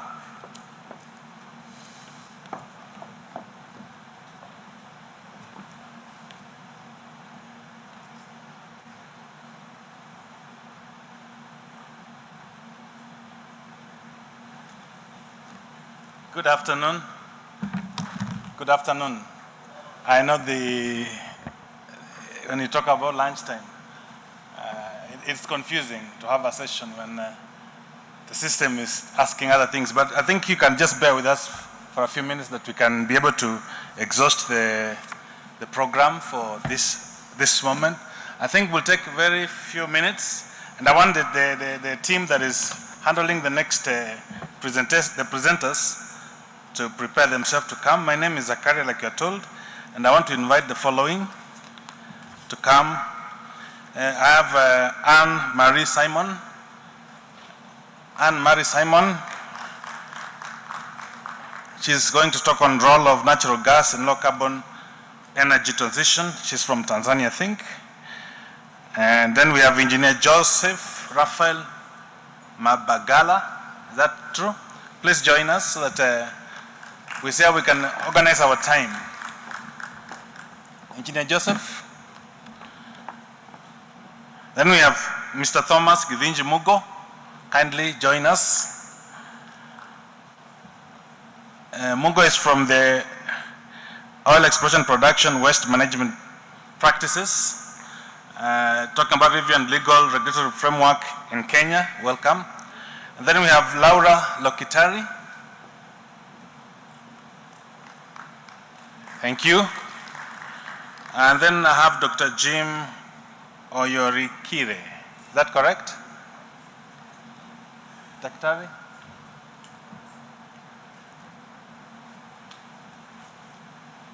Okay, seems like we only have 3 presenters, and because of time, I would like us to tackle this differently.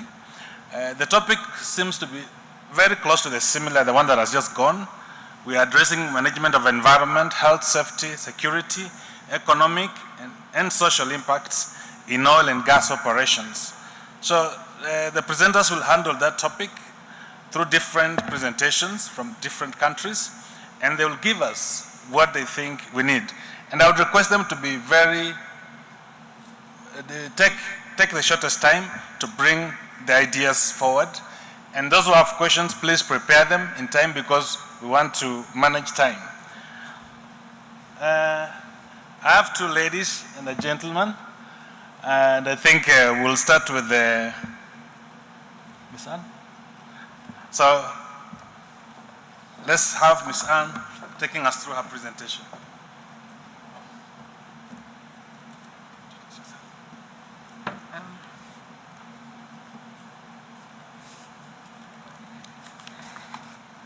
Good afternoon, everyone.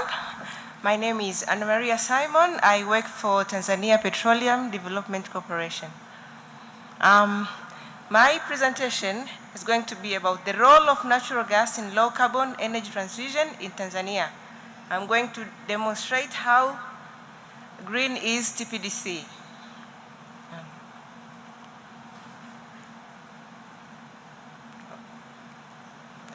Okay.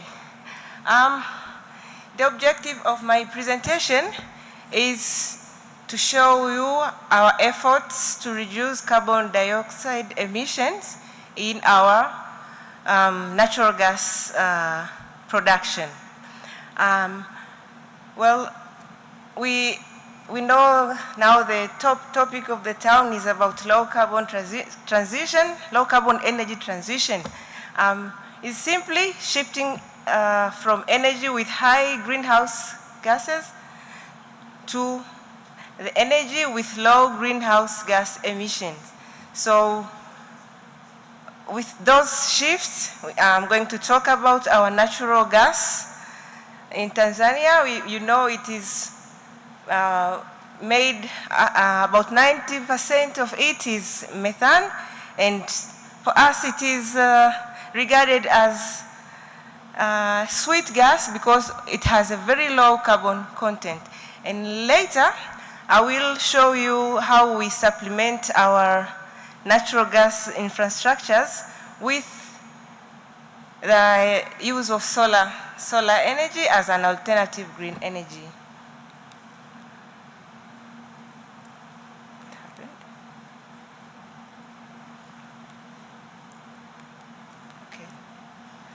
All right.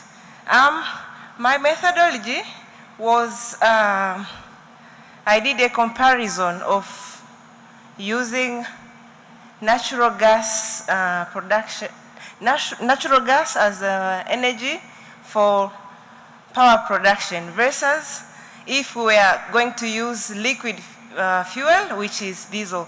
So later I will show you what were the assumptions, and the formula I used is the carbon estimation formula from IPCC, Tier 1. Tier 1 with the assumption that it's from point source emission, a stationary emission where our gas, our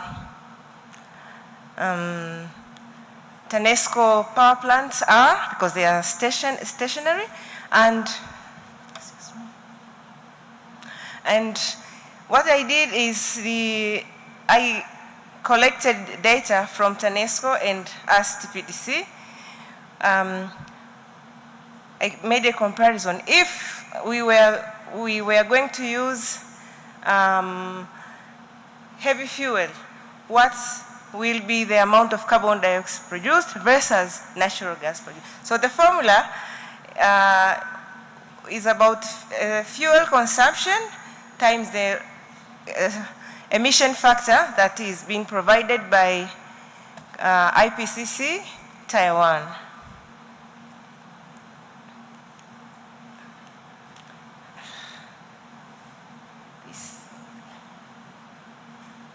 Okay, I will jump to our results. So that graph shows in the y-axis there is carbon dioxide emissions, and the x-axis is about time.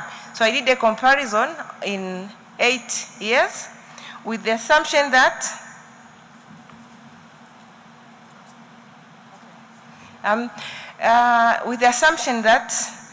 in the absence of natural gas, we would have to use heavy fuel, and that is the result. The blue bar is about natural gas, and orangish bar is if we are going to use heavy fuel in power production. So that graph shows a decarbonization trend in power production, where we know that about 60% of the natural gas is used to produce power in Tanzania. And my results are quite interesting. The data analysis shows that the differences over 8 years, we've saved about 5.38 million tons of carbon dioxide. through the use of natural gas. So natural gas to us is a very good low energy and energy with low carbon emissions. So what we call energy in transition, it gives us strength that we should explore more exploration of the natural gas and emphasize the uses.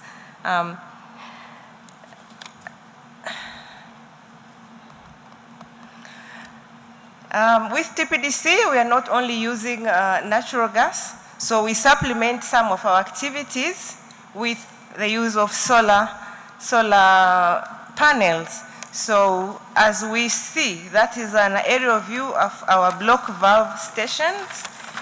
There are about 13 block valve stations connected with solar panels, and the solar panels are used to run associated instrument in those block valve stations, like radio communication system, charging system, gas hydraulic valves, and the cathodic protection. And with that, I conclude that natural gas is an alternative energy towards decarbonization, and our natural gas are also being complemented by the use of clean energy, which is solar. And my takeaway point is that Tanzania is already on the move toward the zero net carbon emissions. Thank you.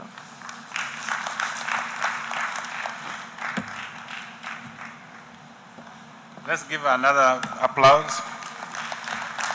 I think she was telling us about the use of natural gas as, like we talked about the mix, the energy mix. I think the next presenter, so that we save time, I think you guide us. Where do you point this gadget so that we don't waste time? You see, you point at him, and then it will change. So we don't waste time trying to look. So I want to invite Mr. Thomas Githinji from National Oil Corporation of Kenya to do a presentation on exploration of waste management.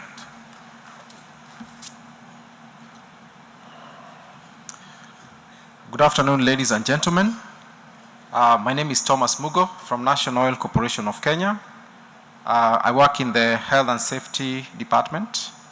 And I will be talking about oil exploration and production waste management practices, a review of the legal and regulatory framework that is currently in Kenya.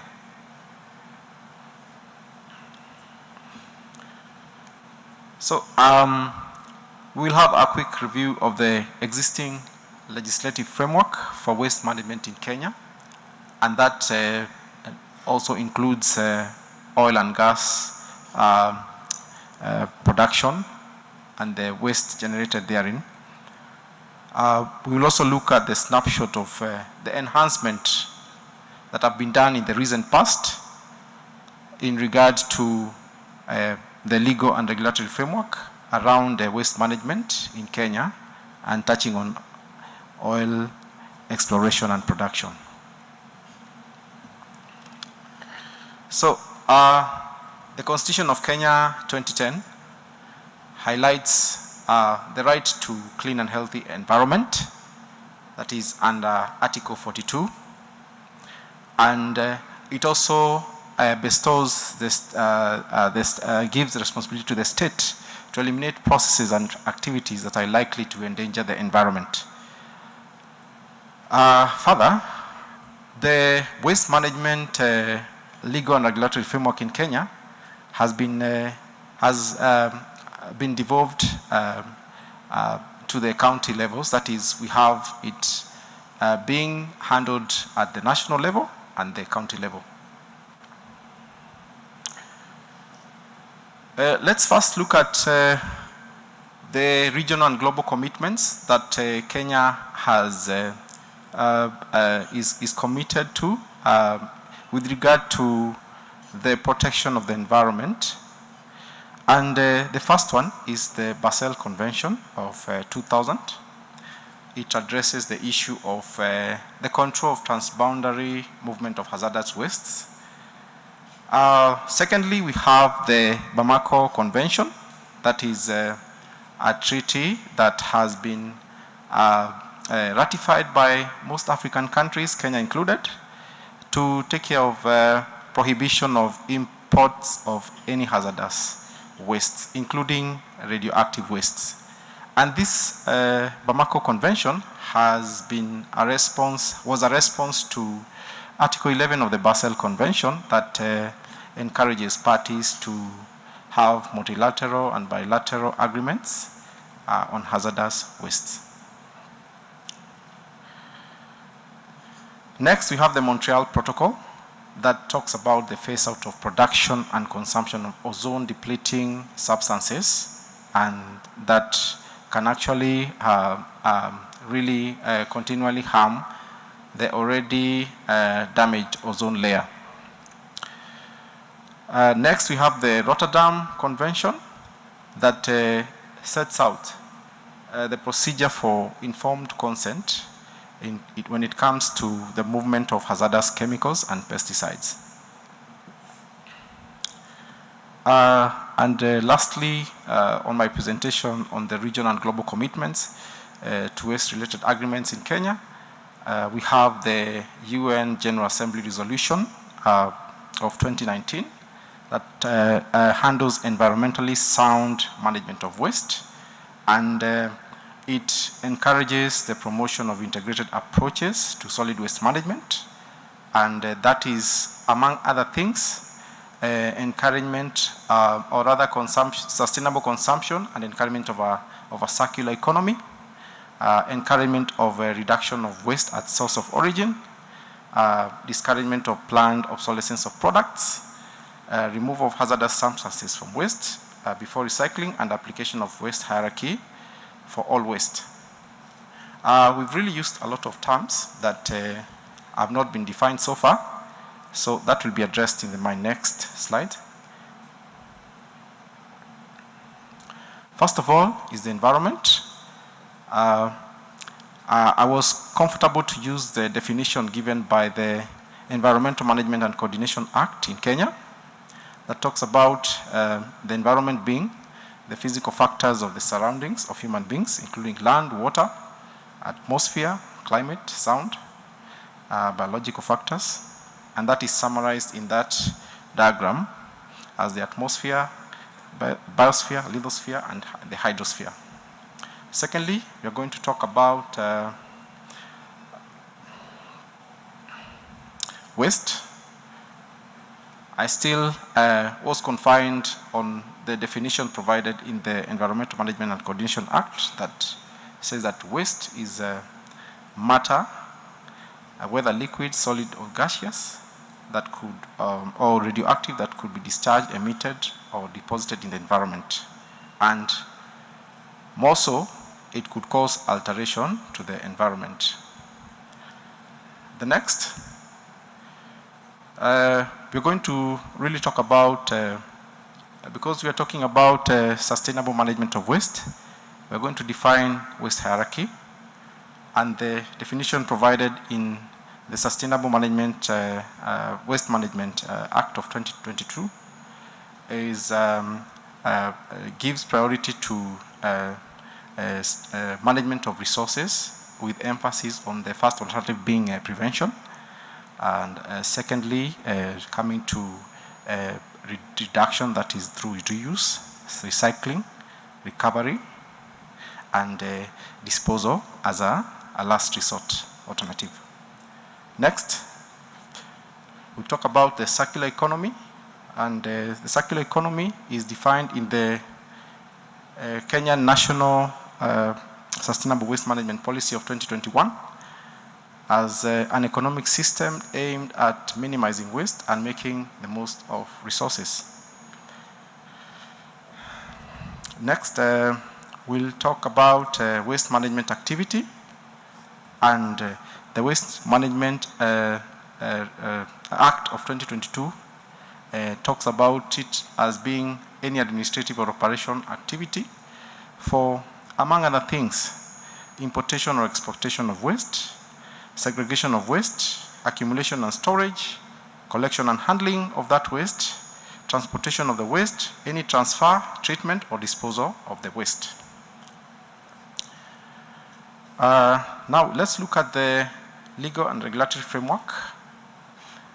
And I will first start with the National Sustainable Waste Management Policy of 2021 that addresses, talks about the regulations, guidelines, and standards that are supposed to be implemented both at the county and the national level. And secondly, I will talk about the Sustainable Waste Management Act that establishes the legal and institutional framework for management of waste. The anchor or the lead agency for the management of waste as described in the Act is the National Environment Management Authority of Kenya.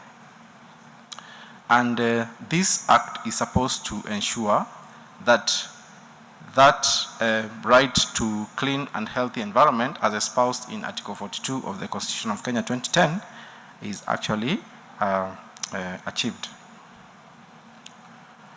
Next, we look at the Environmental Management and Coordination Act.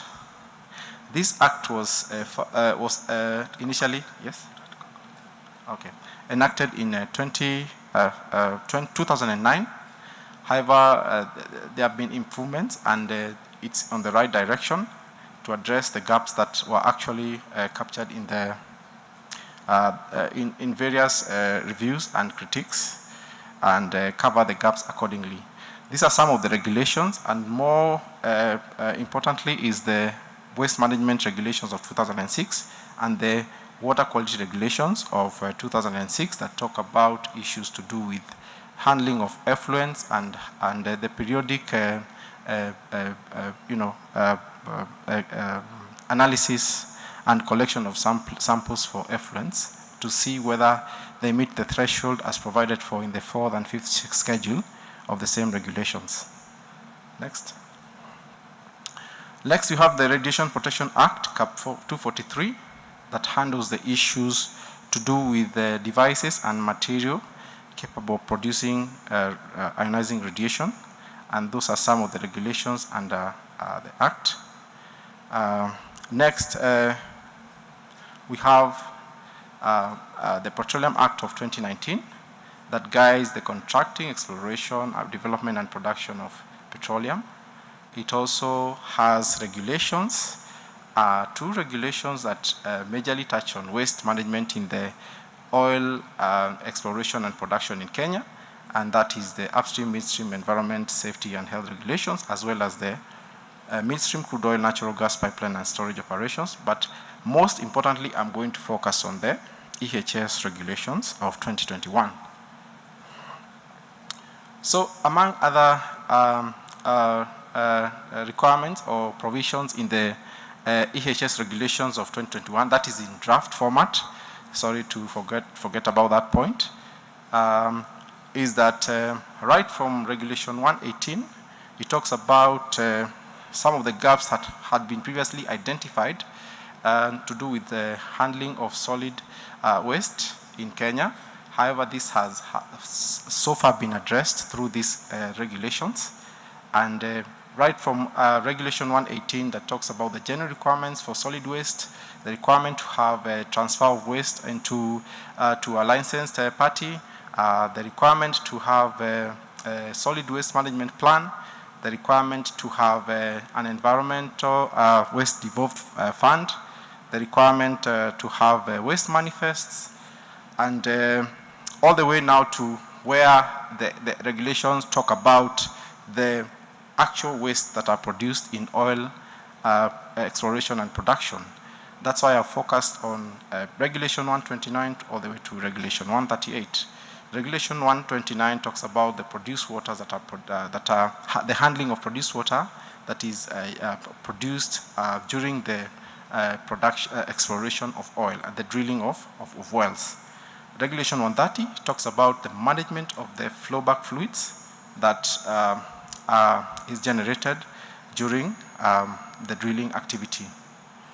Next is Regulation 131 that talks about hydrostatic water testing and how that water should be handled. Regulation 132 talks about the drilling waste and how it should be handled.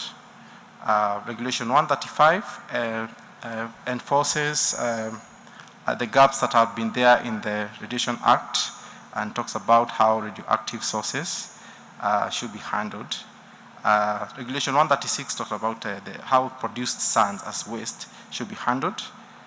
Regulation 137 talks about the completion and well work of fluids during the drilling process and how this kind of waste should be handled. And lastly, Regulation 138 talks about how naturally occurring radioactive material should be handled during petroleum exploration activities. This improvement over time in the legal and regulatory framework in Kenya has really provided a massive investment opportunity when it comes to sustainable waste management practices in Kenya, opportunities for investors in the area of handling of waste, treatment of waste, disposal of waste, and also the production of material that that could be utilized in full before they get to the lower hierarchies of the waste management triangle. Secondly, I want to highlight the dedication of the Kenyan people in terms of improvement of the legal and regulatory framework as regards to waste management in the upstream subsector, an area that was quite lacking a few years back. And lastly, I also want to reiterate that with the emergence of the gospel of clean energies and transition energy, I think the oil and gas subsector needs to hold itself to the high standards, moral responsibility of upholding international best practice to uphold sustainable waste management, to be able to have, a clean environment and to have oil and gas production in a more sustainable way. Thank you very much.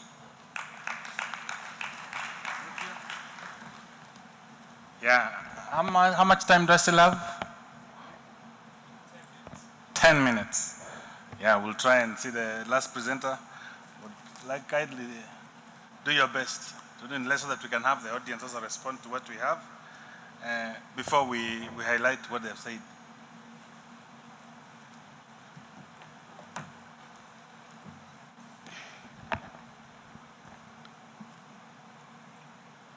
Good afternoon. I'm Laura Lokitari, a senior petroleum officer from the Ministry of Energy and Petroleum in Kenya. My topic is about use of landfill as a source of CO2 for enhanced oil recovery. And I'm going to define 3 terms that I'm going to use in my presentation. We have landfill. Landfill is a piece of land set aside where garbage can be buried so that we can get methane.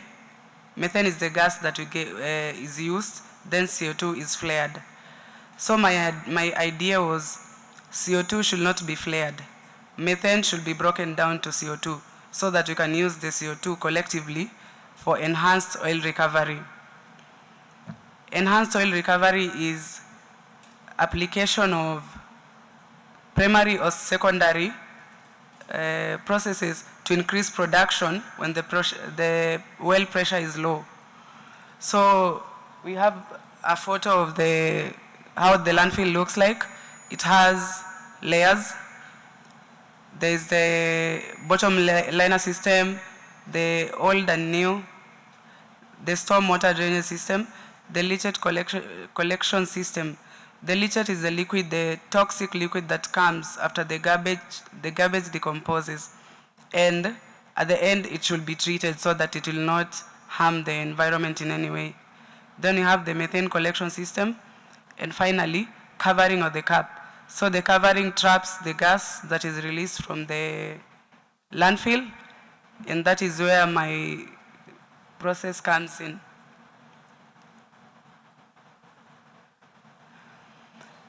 Now, landfill as a source of carbon dioxide.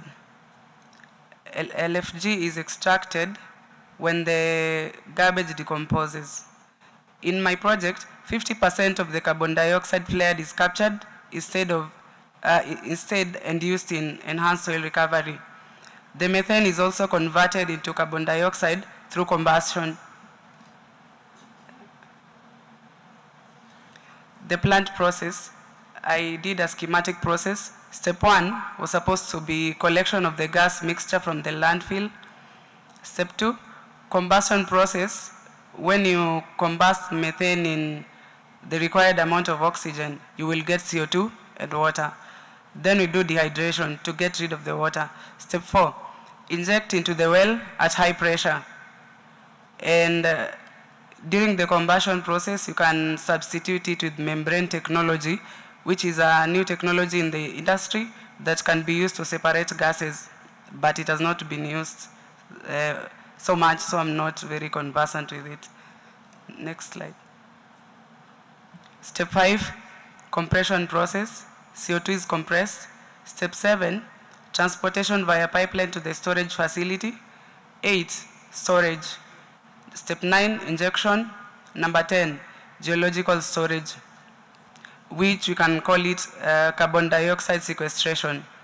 After it has been used for recovery, it will be buried underground where it will be safer than being in the atmosphere. And it can stay there for thousands of years till we find a better solution. So we have a diagram there which shows the recovery process. There's the production oil and the injection oil, where the gas is injected in the injection oil, then increases production, and the oil comes to the surface. Conclusion. Use of carbon dioxide capture and storage for enhanced oil recovery is a good practice and an economical way of reducing CO2 emissions. Landfill is a very reliable and affordable source of CO2 and is readily available in densely populated areas, because instead of throwing garbage anyhowly, because we all take trash every week, it can be collected and buried instead of being put in a heap. It can be buried and gas trapped and used in this process. Storing the CO2 underground curbs the problem of greenhouse gas emissions, as it can be trapped underground for over 10,000 years with very minimal chances of escaping, which makes economical sense. Recommendations.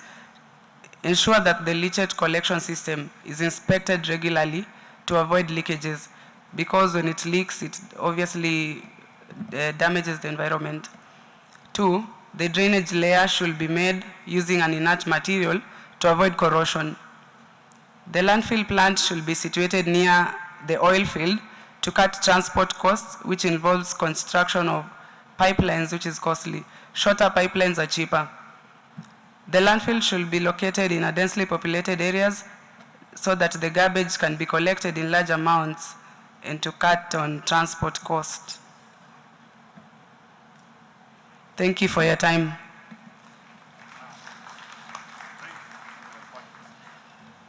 That was brief and to the point. So I want to give the chance to the plenary to participate in this discussion. So I would want to ask for maybe 1 or 2, because the first presenter talked about natural gas as a mix, as a replacement for heavy fuel. The second presenter talked about waste management. And I think you know the 3 R's: reduce, reuse, and what? Recycle. And then the last one talked about how we can capture the carbon and use it to produce more oil. So can I see? Yes, I've seen a hand there. There's a gentleman, I will expect a lady, just one. And if there isn't, we'll give the gentleman a chance. Please introduce yourself. Thank you very much. My name is Mjani Gilbert, and I work with the PAU. My question goes to Ms. Rora. First and foremost, I like your presentation. If we can find any way to really utilize that carbon dioxide, that's very good. However, from your presentation, you don't show us how much carbon dioxide you expect to get from, for instance, let's say 100 cubic meters of maybe waste that has been stored. How much carbon dioxide are you able to get? Because at the end of the day, you want it to be something economical. You don't want to break the process once you begin. If it is meant to increase recovery, you want something that is sustainable. So I'm more interested in the quantities of carbon dioxide you can recover from a given volume of waste. Thank you. Thank you. And I think I will, because of time, I only have 1 minute. I will allow Laura to just respond. But I think, to me, I thought what she gave was more of conceptual. And then you think there's room for further studies on the same. Laura. First of all, thank you. And I think your question is subject to research. I will do more research. If there is no other, there's a gentleman there. Please be very brief. My time is already gone. Thank you so much, presenter, distinguished ladies and gentlemen. I'm called Emmanuel Rach, the district chairperson of Noya District Local Government. I am so grateful at the insightful directions we are taking. I kind of took a bit of concern as a result of what I was told about the effect of radioactivity in the oil and gas sector. And you know the adverse effect of radioactivity. What serious mitigative measures have you people got in place, and more so for our country, Uganda? But I also learned that for us to diversify or to progress on the renewable energy, there is need to bring other sources that are available. But our cities, our towns, have got so many wastes that are being deposited anywhere. Do our governments have measures in place to support our population so that the wastes that are available can be used to produce more greener energies? 3, Africa and Uganda in particular has got one of the best soils. The rain is there. And we are also aware that there are crops that can be used to produce cleaner energies, like ethanol. I was so happy to also be told we have the sweet gas, methanol. Do our governments have serious measures in place so that for integration to take place effectively and in a more greener way for socio-economic transformation, to support our communities, to produce sorghum, to produce cassava, and to produce maize, to produce more of these greener gases? That is my question. Thank you so much. I think I will give Mugo the chance to respond. I think he's asking about the radioactive waste using the gas, then the waste management, the cities, and then if there's any regulation for integration.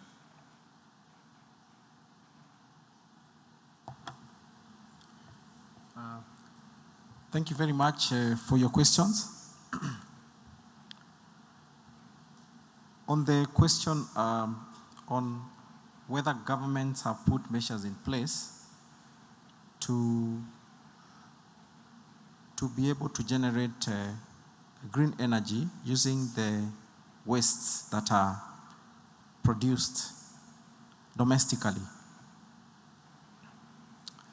Let me speak on the case of Kenya.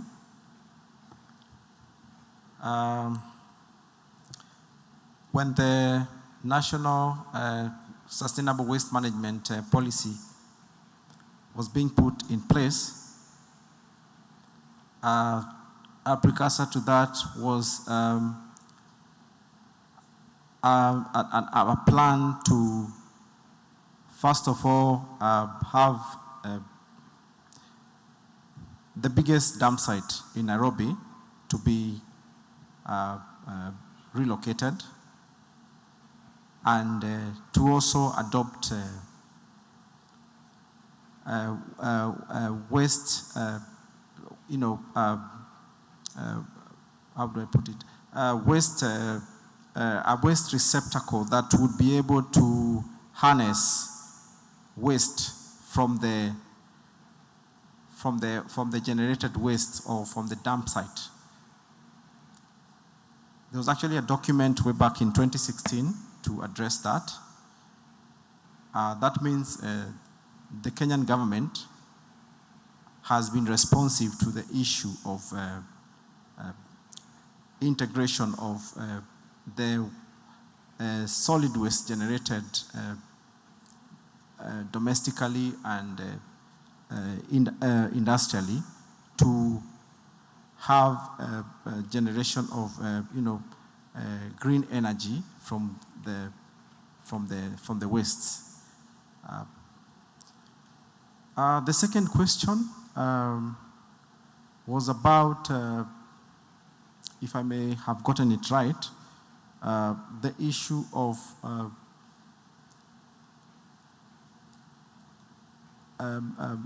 agriculture and how that can be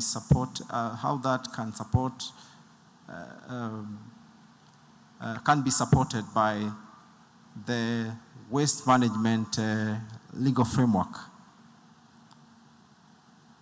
I believe the aim of adopting a circular economy approach as espoused in the National Sustainable Waste Management Policy of 2021, as well as the Sustainable Management Act in Kenya of 2022, is to encourage a circular economy whereby any resource that is available needs to harness as much use as possible and will only be required for disposal as a last resort.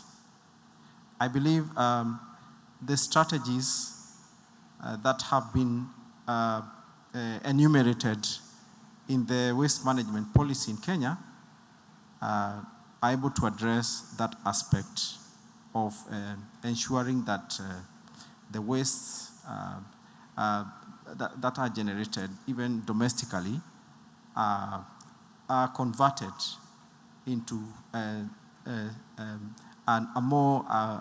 important resource for an intended purpose, say agriculture. Thank you. Thank you.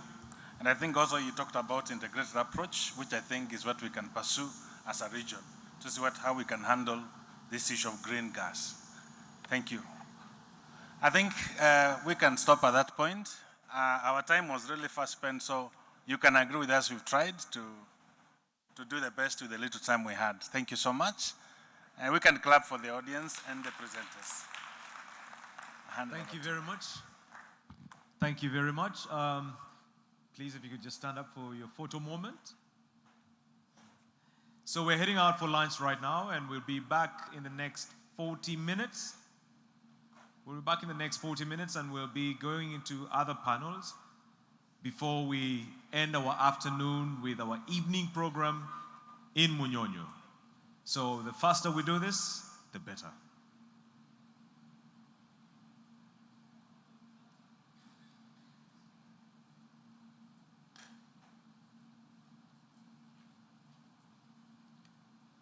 Thank you very much.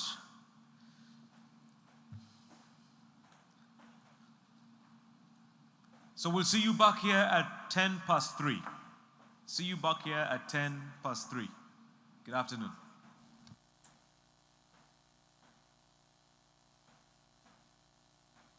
The construction sequence. The survey crew carefully surveys and stakes the right-of-way. Grading is conducted to provide a level surface for construction crews. Topsoil is stockpiled on the right-of-way boundary. A wheel ditcher or backhoe is utilized to form the trench. Stringing ensures that each piece of pipe is positioned accurately for the next phase. If needed, the pipe will be bent to accommodate elevation or horizontal changes. The welding crew weld each section of pipe together into one continuous length. The survey crew records data regarding the length of the assembled pipeline. For quality control, technicians inspect the welds using non-destructive testing. Each joint is coated by a coating head and then inspected. Installation of electric heat traced and fiber optic cables. The side booms move together to ease the pipe into the trench. The pipe trench is backfilled utilizing pad fill and overburden. Hydro testing ensures pipe integrity and that it is fit for service. The pipe trench and the associated land within the construction zone are contoured and revegetated. The restoration leaves a typical operational right-of-way.